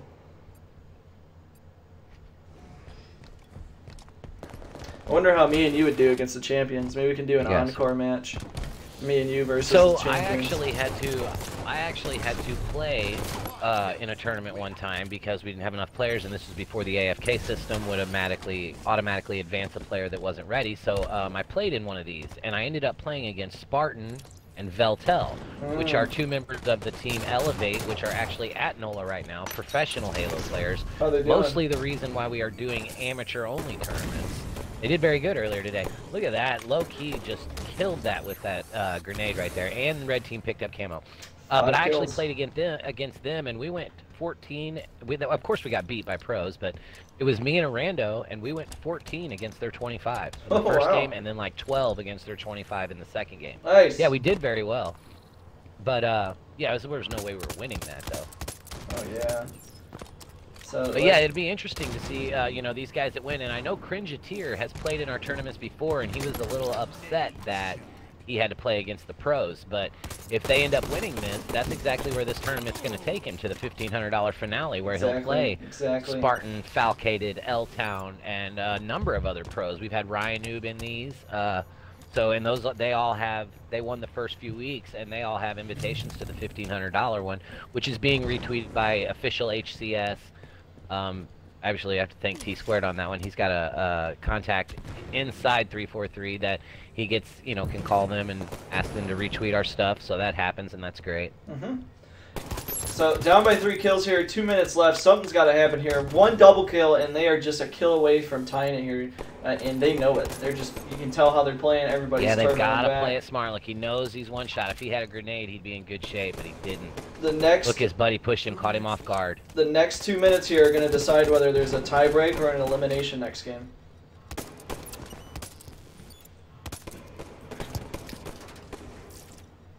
And this has been a really good match for 25. They're taking it all the way to the wire right now. Yeah, we haven't seen 37 kills in any matches tonight. You know, they've been blowouts. This is a really good game.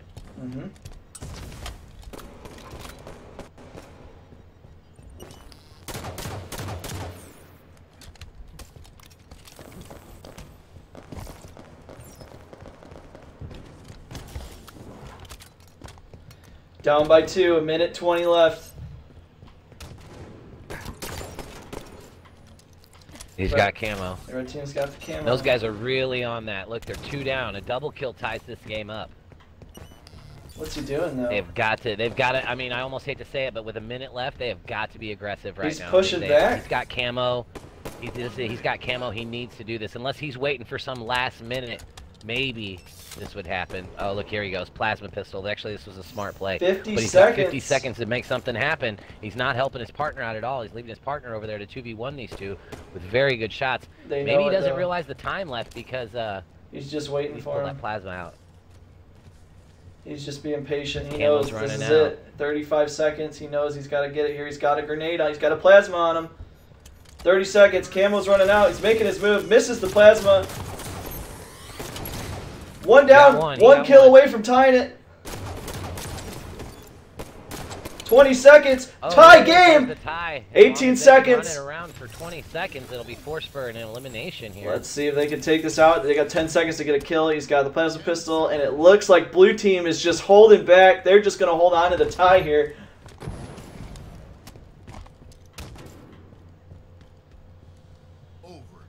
Overtime. Let's see it here, boys. HCS settings. This is how you do it. Okay, I didn't know if that was a thing. Oh yeah, totally.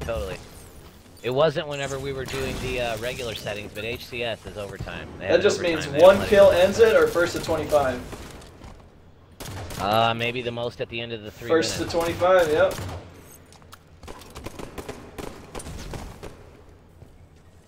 Oh my god, yo, wow, Death Low-Key pulls it out there. I bet QX is feeling like crap after that. He had no pistol rounds. All he had was that plasma pistol. If you guys are just watching, Death Shift just tied the game with 30 seconds left, and now they're up by 2 in overtime. Blue team is reeling. Yeah, Yeah, they've got to be livid right now about what's going on. They can't give up any stupid points right here.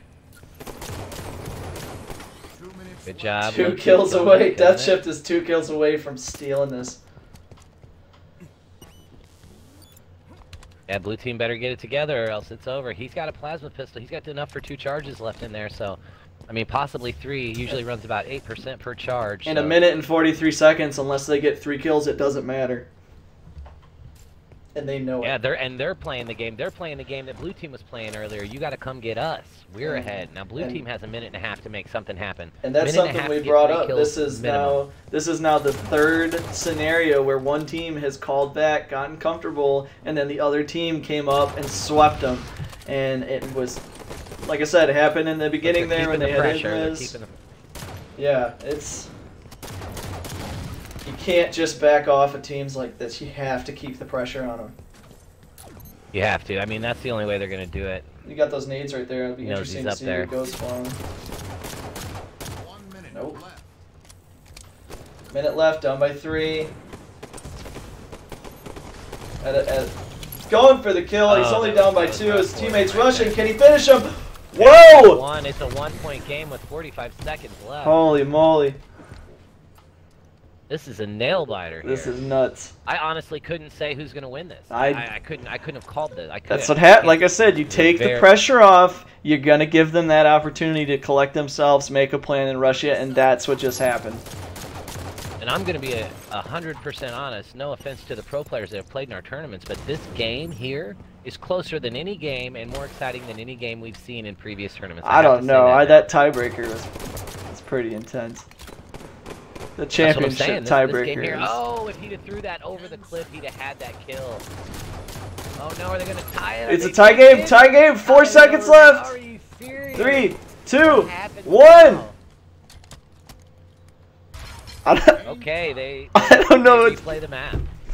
All right, They replay the map. That's what happens. Yep, they replay the map, and it just continues on. Damn, clutch kill legendary. That was a really good game there.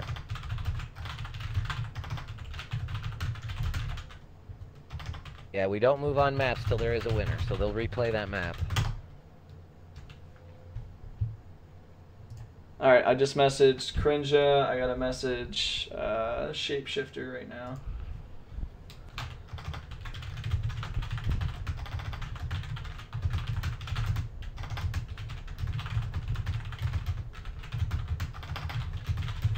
This is gonna be a long bracket. How's the other bracket? Is the other bracket already reporting in here?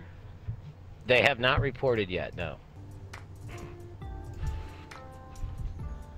Alright, both messages are sent. You ready to jump right back into this? 12 more minutes of grueling gameplay here. Whoever comes out on top of this is going to be earning their $200, let me tell you. Now, what's curious, you said that this map is $100 on the line, right? Or the winner of this gets $100. Yeah, this series is $100. The winner puts themselves in the finals, which is a guaranteed $100 to even the loser. Here we go.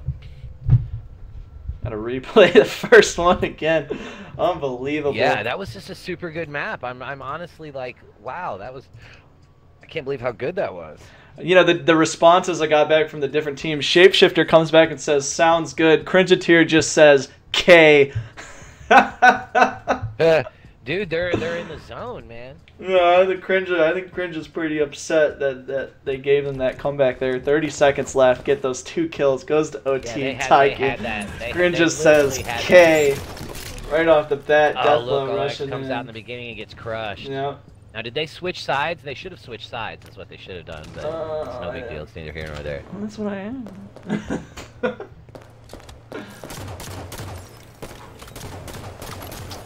Camo's out already.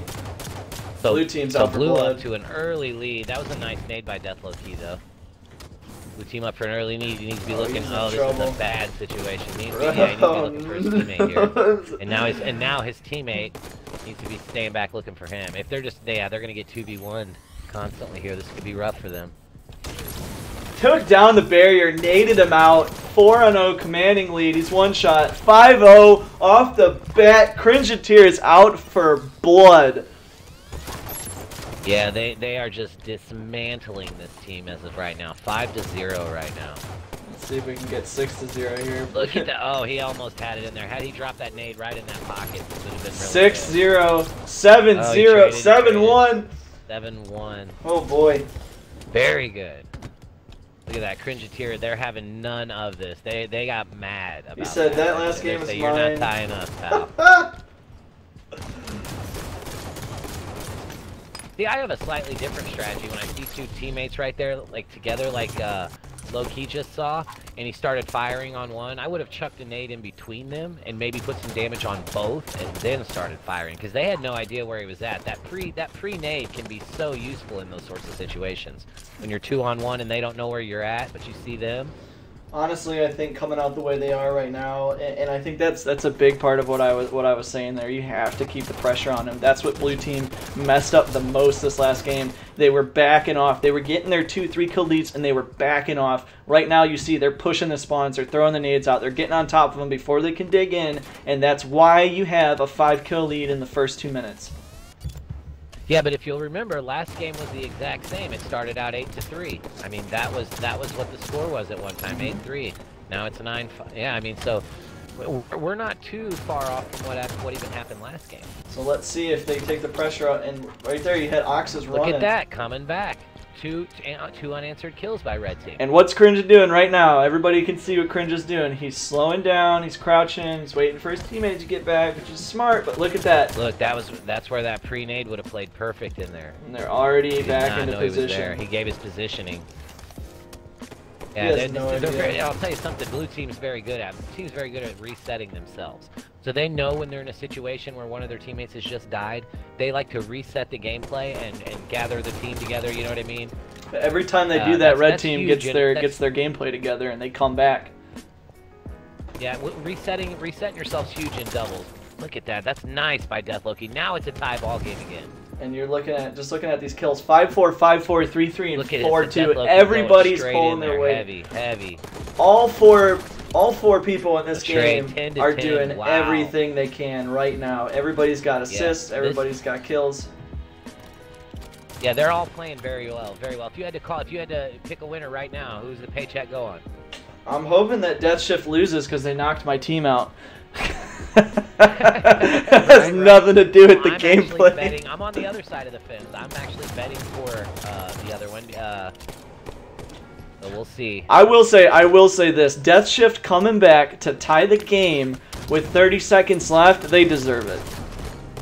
And then taking it. That was epic, man. Look taking at that. It to tie in overtime. Death right there with a solid 12. And this is just. So if they tie this one, what do we do? We weren't at this, but they have to replay the map. There's got to be a winner. We weren't at this point until 5 minutes left in the match, and we're at this point 12-12 right now with almost 8 minutes left. Look, camo's up, and it looks like blue team's gonna get it. So nice job. So I just want to be clear for everybody in the chat watching. If they tie this one, they're gonna replay this one again. Yeah, they have to replay the map. There has to be a clear-cut winner here. So you could be turning a 2-3 game series into a 6-7 game series. Just so everybody in the chat is aware right now. These guys tying it the way they are, we could be here a while. Get you some Funyuns. Definitely. Funyuns are very good too, so I suggest those as well. That's right. We're not sponsored by Funyuns, but if you're watching, hit me up. Hit me up.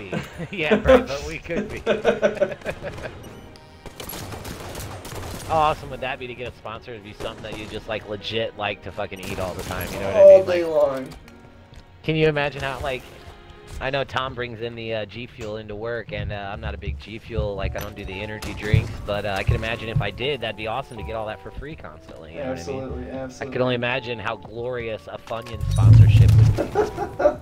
Like nice grenades going out there by Death Low-Key right now. He spots a player up top mid. Just sitting top mid right now.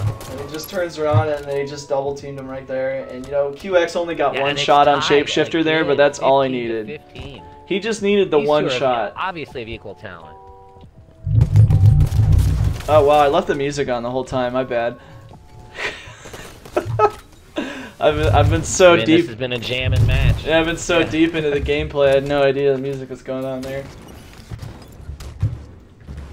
Look, red spots him. He spots blue. No Should be idea he's good. there. That nade right Oh, there. no, he Follow goes him back up. up and he gets him. Look, look, look. Oh! Here has got Tie's to be throwing broken. His controller right now. Tie's broken. Got to be throwing his controller right now.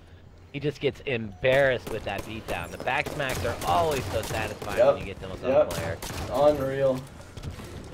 I am honestly surprised if it wasn't as like this is sweaty as hell right here, and if it wasn't this sweaty, I'm surprised we didn't see a bag at that one. You know what I mean? so we're coming up here. We got we only got 8 kills left for red team's He's 8 got kills the away. plasma pistol up top. Look, there he goes. Nice job. Hopefully this part. Yep.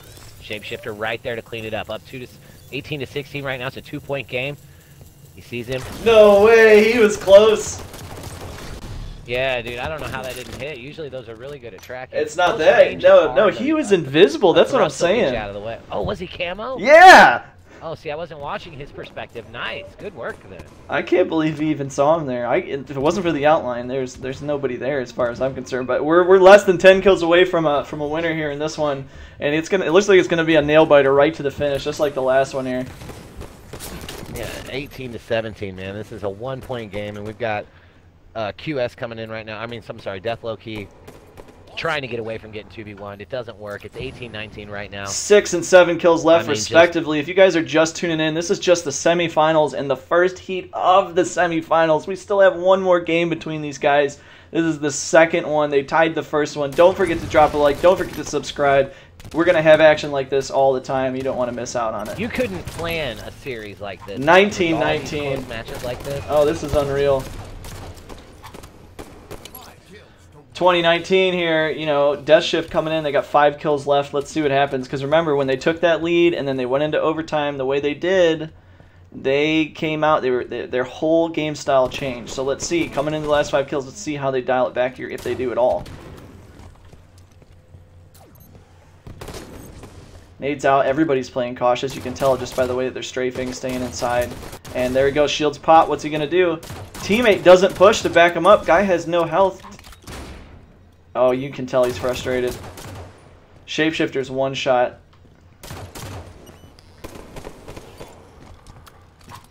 Man, this is absolutely a nail-biter right here. 20-20, 3:35 left, and we might actually beat the clock here, just the way that the kills are progressing. It's going to be who gets to 25 first. Yeah. Oh, he killed his team. Oh, that is so terrible to do. Oh, and he died. That has got to hurt right there. That's a big step for blue team. So here we are, guys. Same as last he threw time. A nade and Shapeshifter took the damage from it, and yeah, it was a team kill for sure. And that allowed blue team to go up 2 points right there. And for everybody who watched the last game here, this is exactly what happened. 20-22, clock runs out. They get a double kill in the last 30 seconds, tied up at 22, and then it goes to OT. Got stuck in the face. So let's see what happens here. 2 kills left. They're That's up 3 now. Yep. Oh no. This is not looking good for red. Death Shift is done in 1 kill. 1 more and the game's done. Yep. Let's see. Let's look at it from blue perspective here. We got QX coming up on top for Shapeshifter. Let's see how this happens. And there it is with a perfect kill to end it. Beautiful. They wanted that one. They wanted that one. Death Shift going down. Sets up an interesting prospect here. Looks like I might be right. So if everybody watching, there's 1 more game between these guys, and if Death Shift loses the next one... Could be 2. Now, well, the first one was a tie, so this is technically the first win here. Right, that's what I'm saying. 1 more game. Map 2 right now. And then if they lose... If red team wins... Yeah. If red team wins, though, we go to game 3. Game 3. So that is Regret coming in here.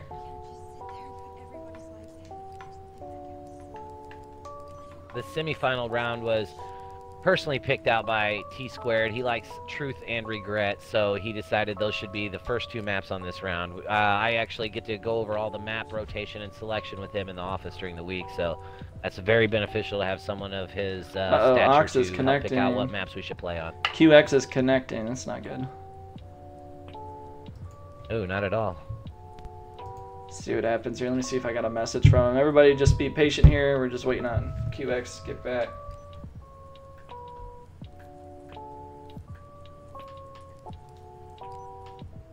Might be just resetting his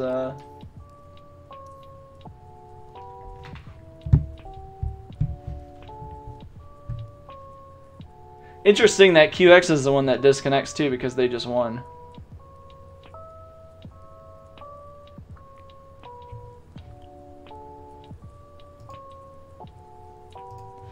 Not a huge fan of this song.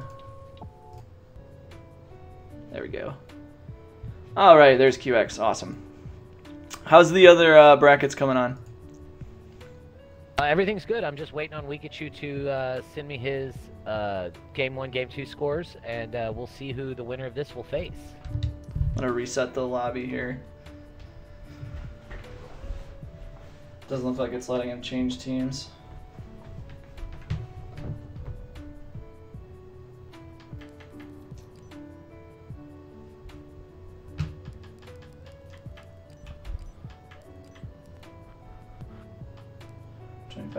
HCS. Yep, Crinja needs to change teams, and we are ready to go. We're ready to go?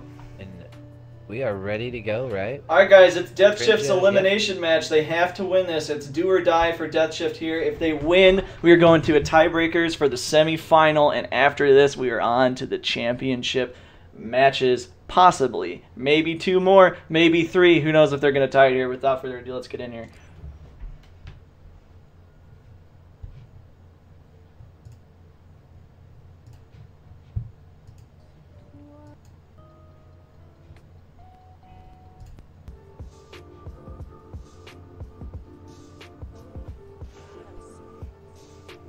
We're running out of stuff to say about these guys.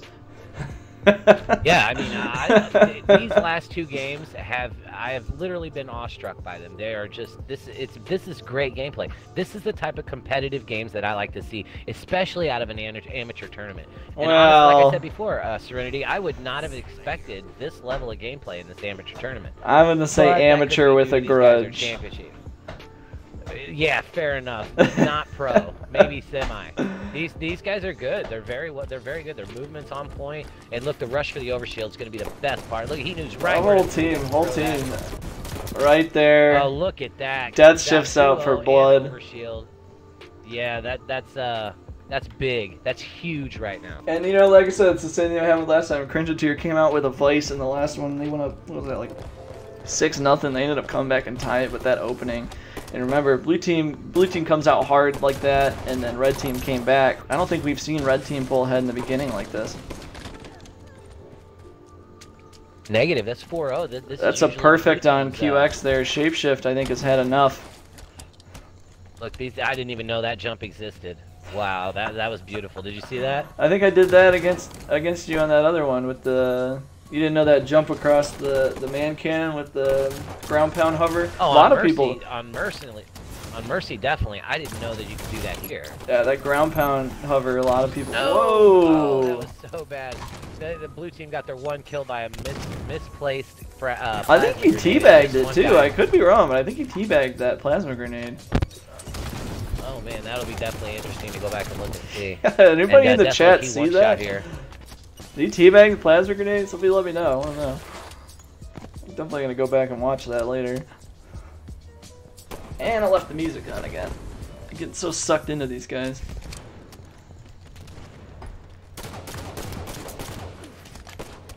There's that nade. That nade's huge. Just 1 shot. Let's see what happens.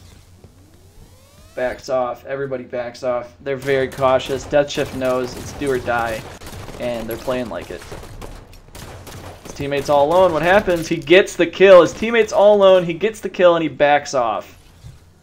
That was a big move by Death there. Big move.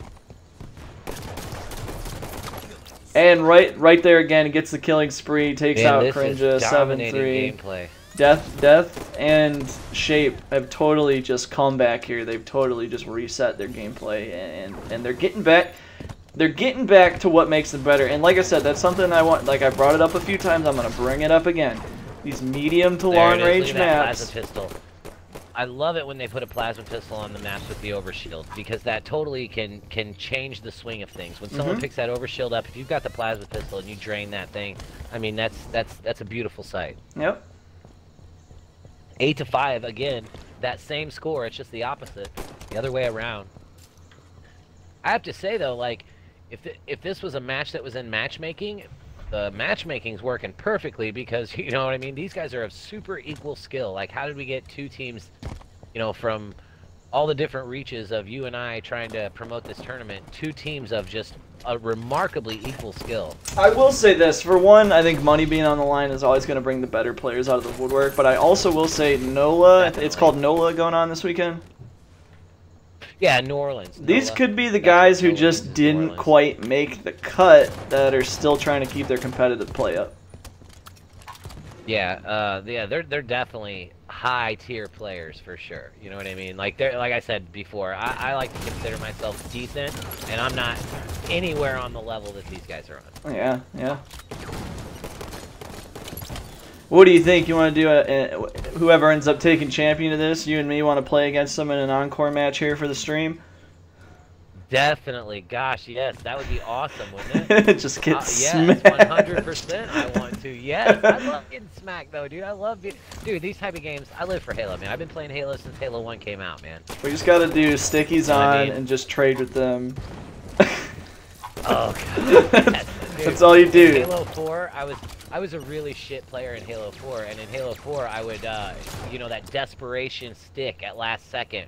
You know what I mean? Yep. So I could always keep a positive KD Yep. because you could just Yep. spawn with sticky grenades, and if someone got too close to you and you were about to die, just a That's all it quick was. stick and you trade. That's all it was. It was really Yeah. hard getting those killing Again, yet frenzies another in reason 4. why Halo 4 was trash. Oh, overshield. Cringe is pushing with the carbine, but Shapeshifter's got the overshield. He pushes him. He's taking did him he down. stick him? Oh my god. He got the stick. Ovi's He down, took the overshield all the way off. but he doesn't go for the carbine. 13 to 10, very close match. Whoa, that boost Look was at that. awesome. Did you see that? Yeah, it was. Like, again, man, a lot of the reason why I like watching this type of gameplay is because it can elevate somebody's game so much. You know what I Perfect mean? And, on like, Cringe. watching the stream right now, for everybody that's watching the stream, take notes here, because these guys are doing some next level shit that you might not be aware of, and maybe you are. I'm not. QX going So, 4 and 7. I'm That's a watching. big drop from him. And you got Cringe who's only rocking 1 assist, going 6 and 8. There's a reason that Death Shift is coming back here. And like I said, get back to it. Medium to long range. All these are pistol kills. I don't think we've seen a melee kill yet, have we? I don't think so. I don't think we have. Nobody. Yeah, I just the plasma caster's just been I sitting like there. how they move. Both of these teams. Yeah, really, nobody's touched that the entire match. Top And gun we're literally reversal 6 on minutes in. QX there. Cringer gets the nade, cleaning them up a little bit. I mean, they're down by 4, and the other guys are engaging. Oh, that's a Shapeshifter bad in an deal odd there. spot. Nade's down. He's bursting, Look and at his that, he teammates there to gets finish out. him. Oh, he didn't get out all the way. He dropped the got out of melee. That little bad situation he was in. Yeah, that been Halo 4, it would have been a desperation stick. Down by 2 now. You know, that's the thing. Deathlow was hiding there around the corner, but it didn't matter because they sniffed him out. Deathlow Key watching bottom, Shapeshifter both on bottom. And I don't think that they like being surprised from the top like that. So Nope. they're in rooms, they're It's like I wandering in said, these rooms where it's like that medium to long range, that is their niche right there. They don't want people sneaking up on them. They want to know where they're at, and they want to engage. Like right there, look how close he is, setting himself up to get stung, and then the other guy comes in from the back, and they're overshield's not up. This is- comfortable. oh, and he burnt it. Wasted Oh, OV. Shapeshifter got the most clutch double kill right there. One of them was the overshield, and he copped a teammate. That was clutch for Shapeshifter right there. Yep. MVP play if there ever was one. I don't know. I think it's going to be tough to beat that tying in 30 seconds left as far as an MVP goes. I don't think Yeah, anybody's that's going to fair. top that one. There's the carbine. There's And the the way PR. these guys... Yeah, I was going to say, the way these guys are using that carbine, it makes me jealous. They are just, Oh, not me. Yeah, that's just my banging those shots out. It carbine's doesn't my look like they're life missing. in Halo 5. 5 minutes remain. You like carbine, huh? Oh, I yeah. prefer that pistol. I even like this pistol more than like the Halo 2 BR. Ooh, that's an interesting. What do you guys think in the chat? The pistol, big Halo 2 pistol, or Halo pistol, Halo 5 pistol's better than Halo 2 BR? What do you guys think? Interested to see what everybody It thinks feels about that. better. Now, actually, the Halo 4 BR is a 4-shot, obviously, and the Halo 5 pistol is a 5-shot. No, you said But Halo it's a 2 faster BR. rate of fire. Yeah, Halo 2 BR, I'm sorry. So the Halo 2 BR is a 4-shot, and the Halo 5 pistol is a 5-shot. But the faster rate of fire on the pistol and the less recoil, to me, it feels better. You know what I mean? Oh, if that was a perfect nade by QX right there to Yep. drop Shapeshifter in top mid. Oh wow, down by 2, last shot him. He got a protector. It's He's a 2-point frustrated. game now. Cringe is obviously frustrated. He's 9 and 10, 4 Yeah, assists, you can definitely 9 and 10. tell from the play that he was dropping in the first half of the first game was just flawless plays versus where he's at right now. You can tell he's playing frustrated. Those type of nades from Shapeshifter help absolutely no one, though, except the other team. Yeah, he's killed his teammate, what, twice so far in this series. Yeah, and he had a bad one again on the right last there. map, and then he had the plasma grenade. I don't know if that was He the had other the team. actual team kill. Yep, He had yep. the actual team kill. The only positive person in this game right now is Deathlow K, and I'm not really surprised. Oh, that was nice by Cringeteer right there. Is he If rushing can't in? finish this And he offense- finishes. Oh my gosh, look at that. And they cop over shield. That could be the fall of blue team on this match, and we'll push to a round 3. Looks like we might be going to a 22 tiebreak. to 18. We got 3 kills. Yeah, we They're definitely down could, by unless 4. They come back and score 7 unanswered, or you know what I mean, 7 before they can get 3, which is a tough thing to do. with Especially such good going teams against like OV, and they have bolt shot drop. You know, they have top map control, and these are the guys, like I Shapeshifter's said. almost wasting the overshield because if he should be pushing this right now, trying to secure some of those kills. What blue Trading. team's doing right now is they know he has it, and they're waiting. They are waiting him out. They're just playing with him. 'Cause 2 they know there's kills. a time limit on that. 3 kills. This is it. Looks like we're going to a tiebreak, ladies One and more kill gentlemen. and it's game, boys. We are going to the tiebreaker. Oh boy. Okay, we got blue team down at bottom, carbine, bottom blue. I'm sorry, one top. Shapeshifter's just firing those off in there, as he should be. He's gonna lose that engagement, it looks like. Wow. There it is, boys. Wow. Look at There those it stats. is. 16, 4, and 8, 9, 11, and 10. I mean, you just, like, unbelievable. All these games, everybody's stats have been uniform across the board, but this one, Deathlow Key just says, hey, you know what, Shape, just sit back, run support, and he says, I got you. Here's 11 assists. And that's why you have an outcome like that. And that's what I'm saying. If you get into these, if you let Death Shift get into medium and long range battles with you, the way that they tandem each other, you're just not gonna get that upper edge. You're just not. So let's get the music back on here. We're getting ready to go into a tiebreak. Semifinals taking a whopping 4 games, maybe more. Let's see what happens. So a quick update right here. Empire. Pikachu won 2-0. So Pikachu will be playing the winner of this match in the finals. Should tell them to tune in on the stream.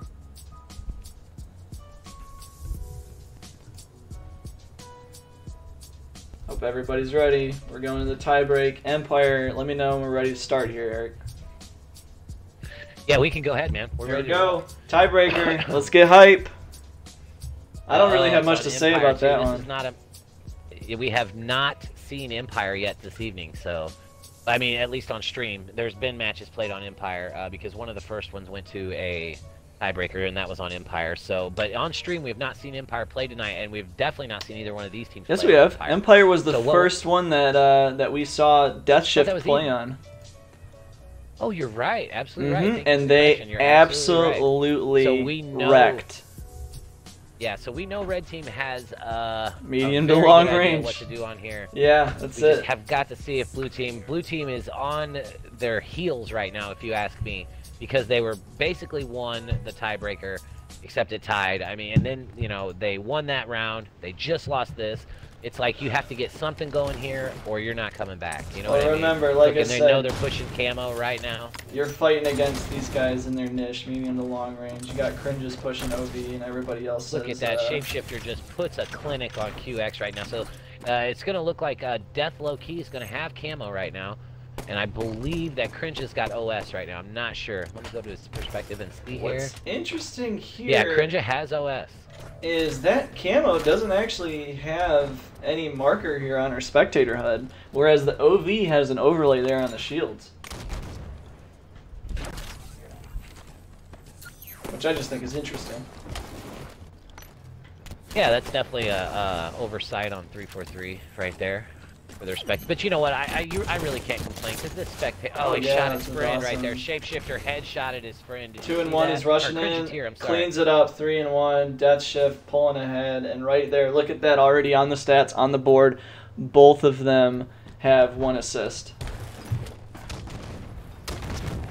These guys are firing off nades. Yep, Cringeteer knows he has to back off of that. He'll lose that battle. See, he's playing very frustrated. You could tell by how he's going. He doesn't want to sit still.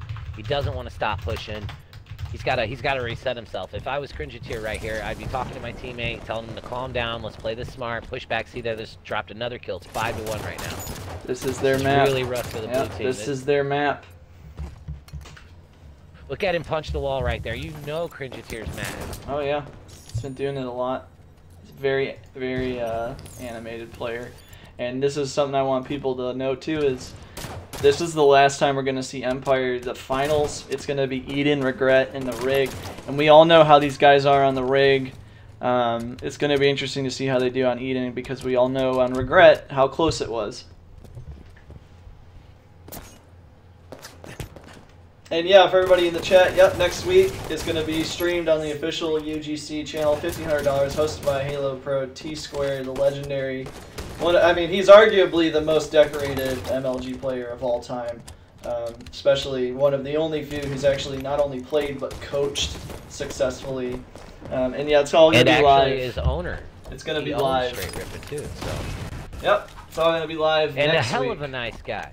UGC, we're going to have all of their social media links in the description here, probably on the back end. And then, like I said, Definitely. right now and I you can... you've got a team in next week, am I right? Yep, Amizi and Opaque, they got smacked in the first round, but hopefully they learn something. They'll come back and they'll make a little dent here.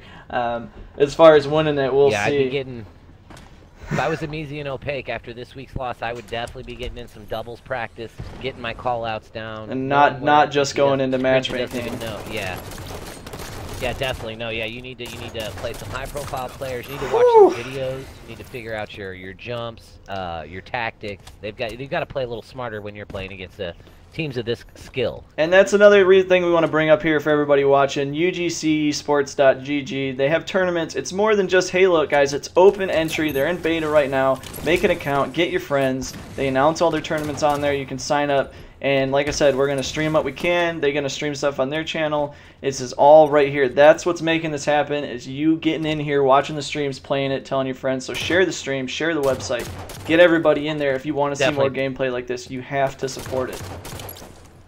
Definitely, Serenity. Thank you for the plug right there. He's absolutely right. www.ugcesports.gg. Killing Frenzy. Deathlow is just, platform. oh my gosh.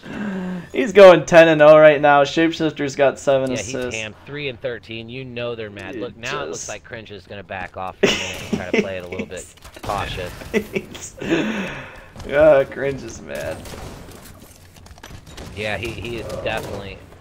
That was a pinball grenade. Oh, not want to get. That was a beautiful. Oh, that would have been a nice stick right there. And look, he just drops right there. Jeez, 4-14. They're up by 10. This is not looking good. 11 kills, and Death Shift moves on to the championship round. Tough luck I for. I think Blue Team can just feel it slipping away right now. Tough luck for Amizi and Opaque if they end up going against the champions that win the whole thing.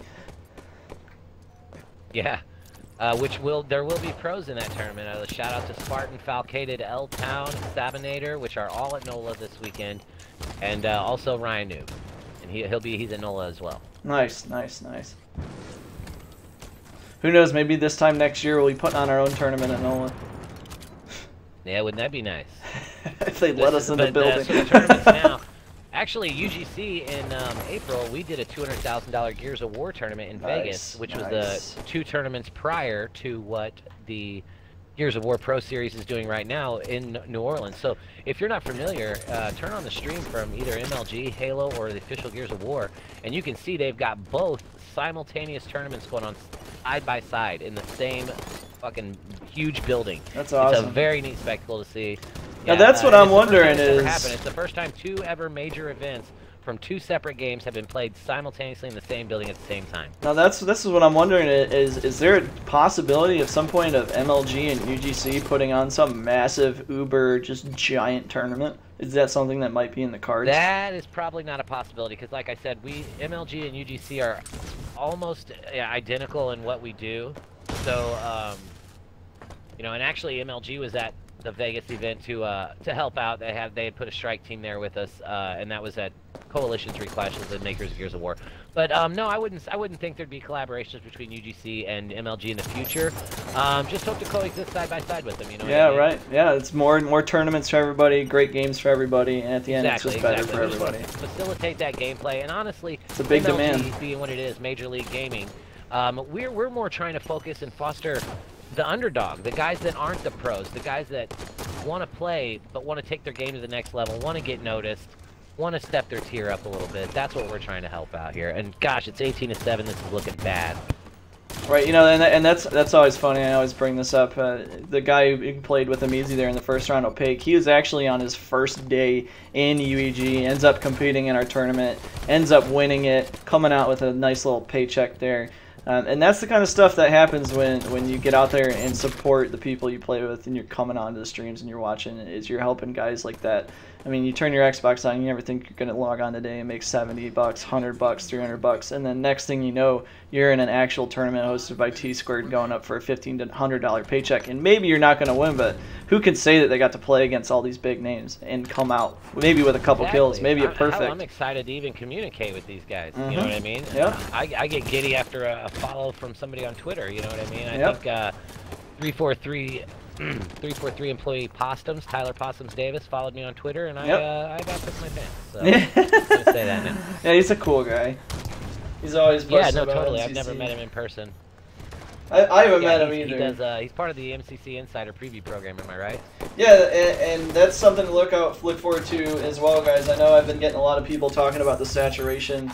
It's a lot of Halo 5 stuff right now, and don't worry, like there's going to be more tournaments on different stuff in the future. We're actively working on stuff. And actually, sneak peek, I can give you guys an idea right now that our $1,500 Halo final will be our last Halo 5 tournament for a while, because we're going to concentrate on, you got it, boys, Halo 3. Played on MCC. Whoa! So we're gonna try to do some 4v4s. Yeah, we're gonna do some payout at Halo 3 tournaments too. So keep an eye out for that if you're into that sort of gameplay, which I know a lot of people are. Oh, I'm so down for that. That's raw shooter skill, man. I might have to compete. That's what we're gonna be going for. Spectating is gonna be kind of hard. Yeah, definitely. Yeah, I don't know how MCC spectators work. I haven't. You know what? We did an H2A event though in 2015, and it wasn't so bad. That's H2A though. A decent spectator. Yeah, well, it's all on MCC. Might have to get into that this weekend. Let's see. I don't think Halo 3 has a spectator. Like I said, again, I don't know, but I know we can stream gameplay. Our stream guy tells us it will be no problem. So, yeah, I know that we're going to start focusing on some classic Halo gameplay in the future. And I hate to take the attention away from this game. I mean, we knew it was going to happen. As soon as we came into this match, punch in the wall. He is mad. Death Shift. This is their home. You can just tell they have licked every wall on this map. And that's it. That's going to do it. We got our semifinal team here. And I don't know. I wouldn't even say they just gave up. I mean, when look at these stats: 13, 10 and 4, 12, 8 and 7. And there's just not so much you can do. You got a killing frenzy. Getting a killing frenzy at this level of competitive play with the matches that were this close, it's not. I'm gonna go ahead and invite the next set of people. Championship round coming up, everybody. Hope you're psyched. Yeah, let's take 5 if you want, or we'll get the new players in here and we'll get it ready to go. We're gonna take this time, do a little bit of a player inquiry here. You know, we've seen Shapeshifter's stats, we've seen his campaign time. Let's see what he's got going on in his bookmarks here. Let's see what's going on. Let's see what kind of maps he likes playing. LFTF. Wonder what that is. And then right there you go, HCS, HCS, HCS, Octagon, Warm-Up, CTF, Ivory, Beaver Creek, Sanctuary. 23 results. You can tell he doesn't play a lot of customs, and he plays like he doesn't play a lot of customs. So there you go, Powerhouse, Octagon, Octagon, Octagon, Octagon. Let's check and see what Deathlow Keys bookmarks look like here. All right, so we are inviting at this time Wikachu. He's just got a map called Nom Nom.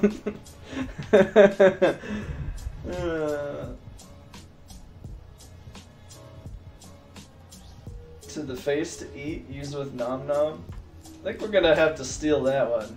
See what it plays like in our maybe one of our custom nights. Custom game nights. Yeah.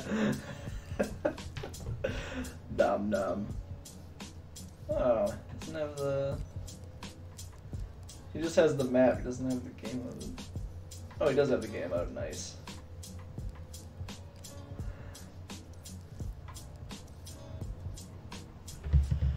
So everybody in the chat, hope you guys are enjoying the tournament so far.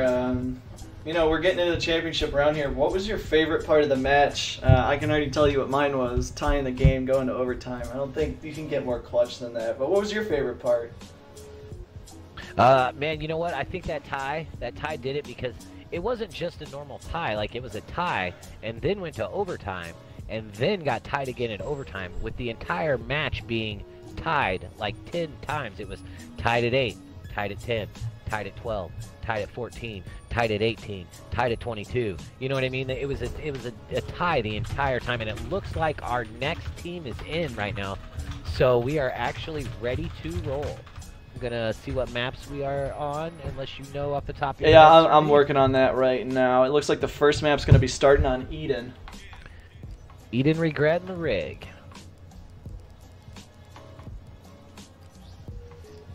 Spectators are good. Kills good. We ready? We green? We are ready to go, big guy. This is the finals of the $300 amateur UGC.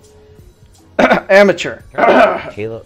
Amateur, yeah, right. With quote, we're gonna put an asterisk by that. Like, sorry to make fun of Mark McGuire because I'm from St. Louis and I love the guy, and Barry Bonds as well. But we're putting an asterisk by the amateur here because I'm just not so sure they're amateur. Yeah. You know what I mean? That was a joke how after they found out he was doing steroids, they put an asterisk next to his records. Yep. Because he was on steroids. Yep. You know, maybe I'm my biggest fan. I think I'm probably my biggest fan. I think I'm funnier than anyone else thinks I am. No, come on, man. Well, I can look at the subscriber count. Come on. I mean, the stream might have just dropped from 14 to 1, but I'm still here. Hell yeah. All right, hope everybody's At least ready. we got one viewer. Oh wait, that's me. Yeah. Here we go. Music's coming off. Hope you guys are ready. Getting into some championship gameplay. Hopefully it's not a blowout here. I like how they just pointed at each other.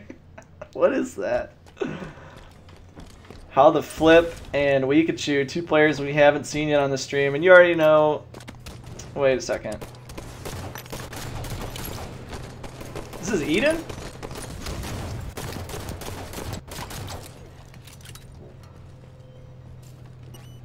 What? Does that mean the tie? I thought the tie break. I think we messed up here, man. I think Empire. Is this Eden or Empire? This is Eden. I think we messed up. I think the last one was supposed to be on Empire and it was on Eden.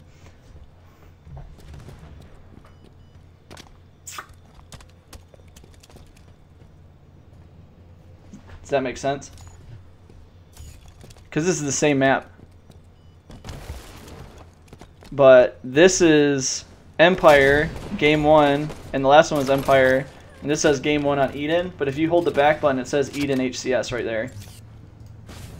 Are Eden and Empire the same map, or is Halo just glitching out right now?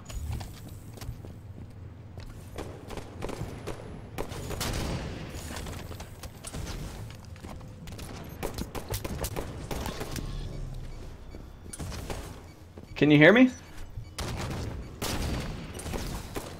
Yeah, I'm sorry. I've been talking with my mic on mute. Actually, they are not the same map, Eden and Empire. The difference in the two being is Empire has no power weapons, really, other than it has the power-ups. It has overshield and... oh, thank God. You were scaring me. and Eden has the sniper rifle. So that's the difference in the two right there, is the power weapon. Alright, I'll be right back. I gotta turn my... We'll see who gets better here with the... Take the reins here, Eric. No problem, man. No problem. And we're looking at blue trying to push red right here. They've got him on their heels, but red is at a commanding lead as it sits right now. How the Flip's actually looking to try to get... Look, they... Oh, man. Get him. There he goes. A nice trade right there. How the Flip cleaned it up. Oh, and he takes a sniper shot to the face. He's got to back up right now. He's risking losing this. They're 2 to 5. They're down by 3. They've got to make some plays right there. You see Shapeshifter in the other end of the hallway by Camo Spawn. Got these guys. Man, I'll tell you, he is deadly with that sniper rifle. Deathlow Key, he can shoot that thing. I'll tell you what, he just knows right where to put it. And we're seeing some slow gameplay. We're looking like how the Flip's all by itself up top here. everyone's separated. They're all at different corners of the map right now, and it looks like Shapeshifter's about to converge on Weekachu right now.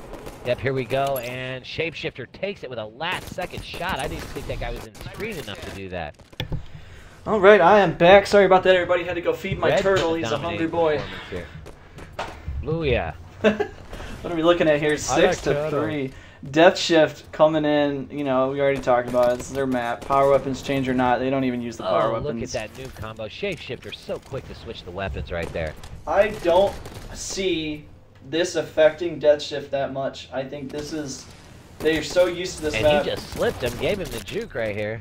And you know what? That actually brings up a good point. I didn't know that they were going to be playing this map 3 times in this tournament here, especially in the championship. It makes you wonder if they had a lot of prep work on this map specifically just because of the lineup. Yeah, well, that could be because the rules have been up all week, so everyone has known what maps will be played. Look at this. Shapeshifter's in a bad spot right now. He's about to get cleaned up. His partner needs to push up and give him a hand here. At least provide some cover fire. He just keeps staying one shot. He can't get his shields back, and that'll be the end of it. Partner's losing shields too. He's 2 shots away. How the flip takes it. He goes down. It's 5-8. It's a decent... At 5-8, that comes up a lot recently. So it's a 3-point game right now. Very close. I'd have to say that Red's getting the better of Blue right now. I want to see if they're going to use it. Because remember in the last tournament, Sniper Rifle was a huge deal. We saw some nasty headshots. Definitely. A couple no-scopes. This one... I'm also interested to see... Oh, so there's Overshield. How the flip picks up Overshield. It's interesting that he took it instead of giving it to the Sniper. Bottom lid. Oh, tough break there for Shape. And Death and his partner got cleaned up. He needs Snipers to get that kill right there. He really needs that kill. Yep, he's going after it. How the flip picks it up. He's got OV. He's got Sniper. Down by 3 kills. He's got to make a play here. Oh, yeah, they've got to do something. And I wonder if that Hydra launcher spawns in red base right there, just to how the flip's left. Plasma pistol misses the shot. Pistol. Yeah, this is a very good game here. Nobody wants to commit. It does look like Hydra launchers on that spawn right there too. It looks like nobody's trying to commit to a full-on one-on-one battle. You know what I mean? Yeah, they're fighting each other, but they're fighting together. It's definitely an interesting way that this is playing out here. It's not a complete blowout like the last one. No, it's very close. Which makes me wonder what these guys' stats were. I wish I had a way to check. Whoa, going for the no-scope! Oh, that was terrible. Kind of close range. Not gonna say it's as sniffy as the long-range no-scope, but it's definitely some respect there. And the reversal. Oh yeah, the old snipe punch. I love the old snipe punch. There. That was more like a snipe headshot, but I like the snipe punch. Makes you feel dirty. Sniper in 10. That was a punch snipe. Sniper's back up in a second. Look how the flip getting away. Like he's greasier than a pair of ball tires on a mile of wet asphalt. He is just slick. Yeah, it's definitely interesting. 9-11 here. It's definitely some more intense gameplay. And I believe they trade over there on outside sniper spawn. So here's what's interesting, right? We got 2 teams that are obviously comfortable in the medium and long range. When we go to a smaller map here, what's going to happen? Are they both just going to do worse? Or is somebody just well-rounded? I don't know.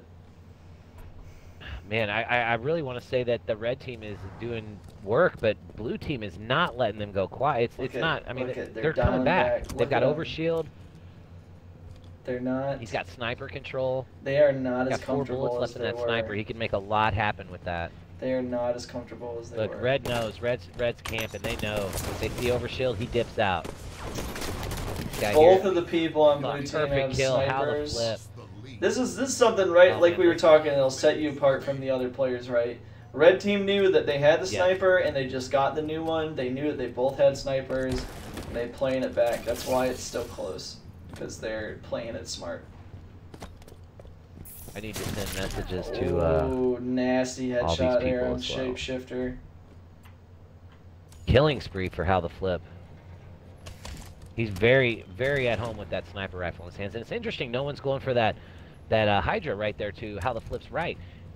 Man, I tell you, for a long range, like right here on these sorts of things, I'd pull that Hydra every time. Nice snapshot Against there two by how the flip. snipers He who are is just... snapshotting you? That's kind of rough, though. No, I'm saying the sniper should pick it up. If he's got one bullet left, fire that off and pick that Hydra up. Oh, that's Hydra rough, pistol. though.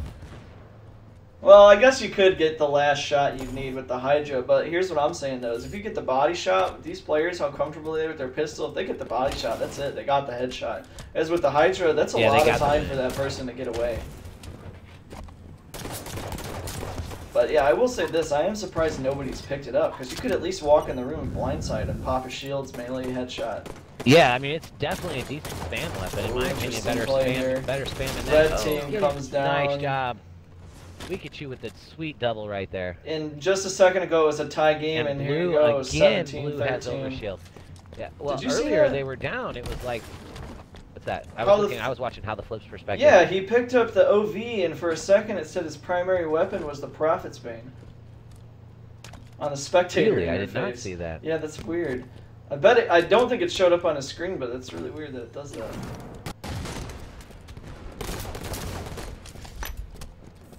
I wonder if that has something to do with how the game's coded. But anyways, back into it here. We only have 3 minutes left, 17-13. The clock's going to go a little closer on this one. I think even if they keep playing at the rate they are, I think we're still going to come down to a timeout here. Yeah, I don't see the match finishing on time. And there's your Hydra. Just steadily watching that sniper. Pikachu says hello. Oh, Lord. That was rough there. I think They're in no danger of Red Team taking the sniper rifle right now. How the Flip doesn't know that, but he is... Yeah, I'm glued on his perspective because he is just murdering with this sniper rifle. Yeah, we're going to get that in the stream here right now. I'm not excited to play one of these teams. Right. And we're not even going to be warm either. No, it's alright. Look at that. That should have been a headshot there, I feel like. You saw it. Inside joke. I'm just hypnotized watching him do work with the sniper right now. Yeah, this How the Flip guy is right very good. there. Look at that. Oh my. He already had his pistol out and back to his sniper rifle. So this is a major upset for Dead Shift here because this is their map, right? And they're 6 kills away, or 6 deaths away from losing on their map, right? Yeah, I wouldn't say they're getting dominated, but they're definitely getting handled. That was a dumb push by him on blue by How the Flip. He really should have stayed back with that. And there you go. He dropped the sniper. They lost sniper control there. It's a 3-point game. Red push. Red has overshield now. It's a three kill game, a minute 20 on the clock, and these are the same guys who tied it last time with 30 seconds left. But this is last time they only needed 2 with 30 seconds. Here they need 3, so they don't just gotta kill somebody. Oh, that is shields are down. Now keep in mind they got They both have snipers. They have OV. They're in position now to do some work. But they got to get something going here, and that's gonna hurt him. Yeah, I think that's gonna hurt him. Or How the Flip. I'm sorry. 4 kills in a minute. Nope, that's it. I'm calling it. That's it. That's game. Yeah, they can't spawn. They can't spawn fast enough for this. No way. See, they know it. They're just staying back. Yeah, they all know. Both teams know it's over right now.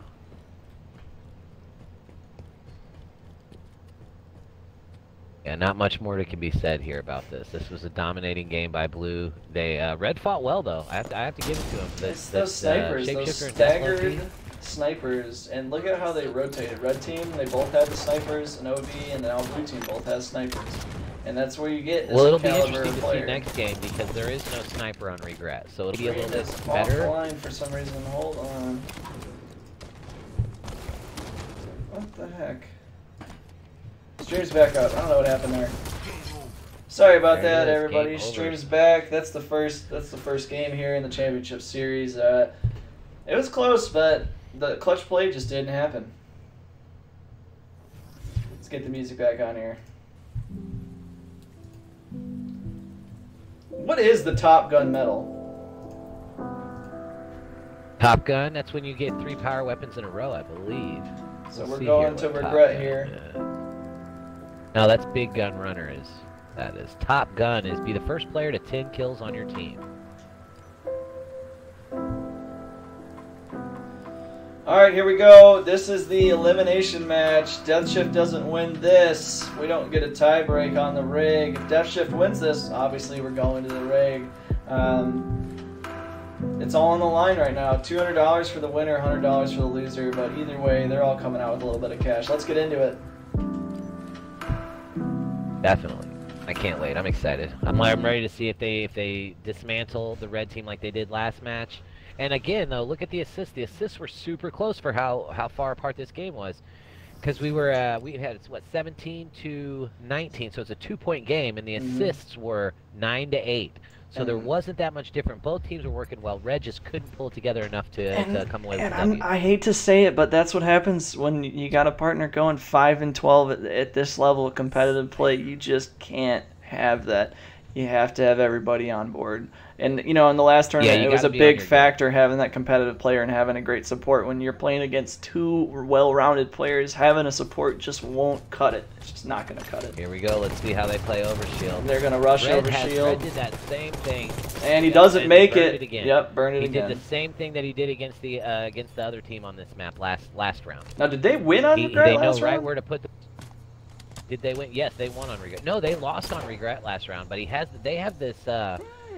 this system where Death the Low-Key throws a nade slightly to like the left or to the right where they're coming in, and he gets the guy one shot, the other guy pushes up and takes all the damage, and they burn the Overshield. So, I mean, whether they're doing it intentionally, I'm sure it works sometimes, but from what we've seen tonight, every time, they burn that. And here's another interesting thing. Remember in the last series, they left that Plasma Caster there pretty much until the end of the match. Here, they grab it right off the bat, and the other guy has Plasma Pistol. They're clearly out here trying not to get eliminated. They're changing things up, you can tell. Yeah, definitely.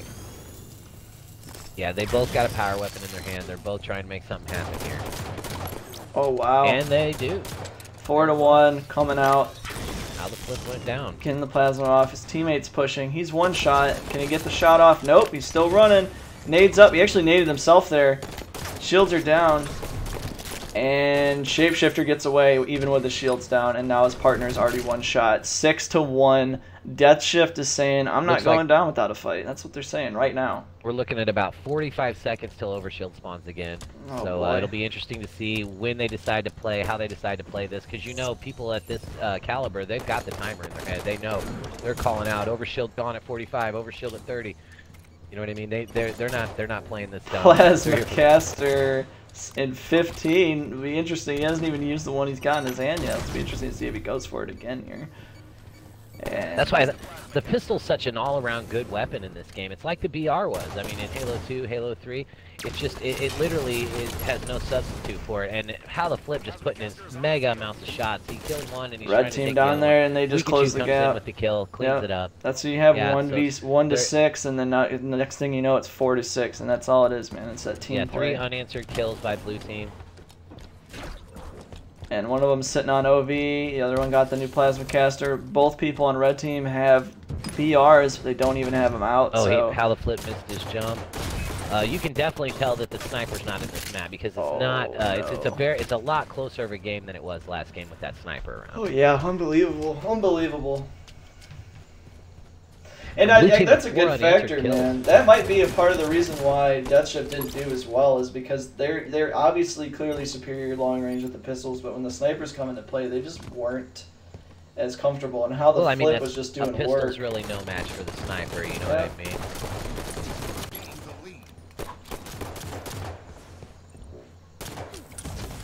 Blue team just took the lead. Death Shift. 2 nice shots by How the Flip, following him at the bottom. What do we got here? We are just Overshield should be 17 kills away. Fairly soon. Wait, no. Is that right? Yeah, 17 kills away from having a champion. Oh, and Death Low-Key takes out How the Flip in the weirdest way I've seen. That was a 2-run swing. Again, we are tied up, ladies and gentlemen. This is very good gameplay here. Looks like red team's posting up top mid, trying to get shots on How the Flip in top blue right now. And they're spreading apart. They're spreading apart. Very good nade. Very good nade. And actually, it's working well for them. I was saying earlier how the other team had to stick together and try to 2v1, but this style, they're doing very well because they know where their teammates are and when to pinch. You know what I Well, mean? that's They're what I'm obviously saying. They communicating know for a very well. fact that you have Deathlow Key pulling ahead, going 6 and 5, Shapeshifters coming in at 2 and 5, and they're like, all right, well, you know what? We don't need a 2-on-1 because on a 1-on-1 perspective, we are better than our opponent. We can both finish our job.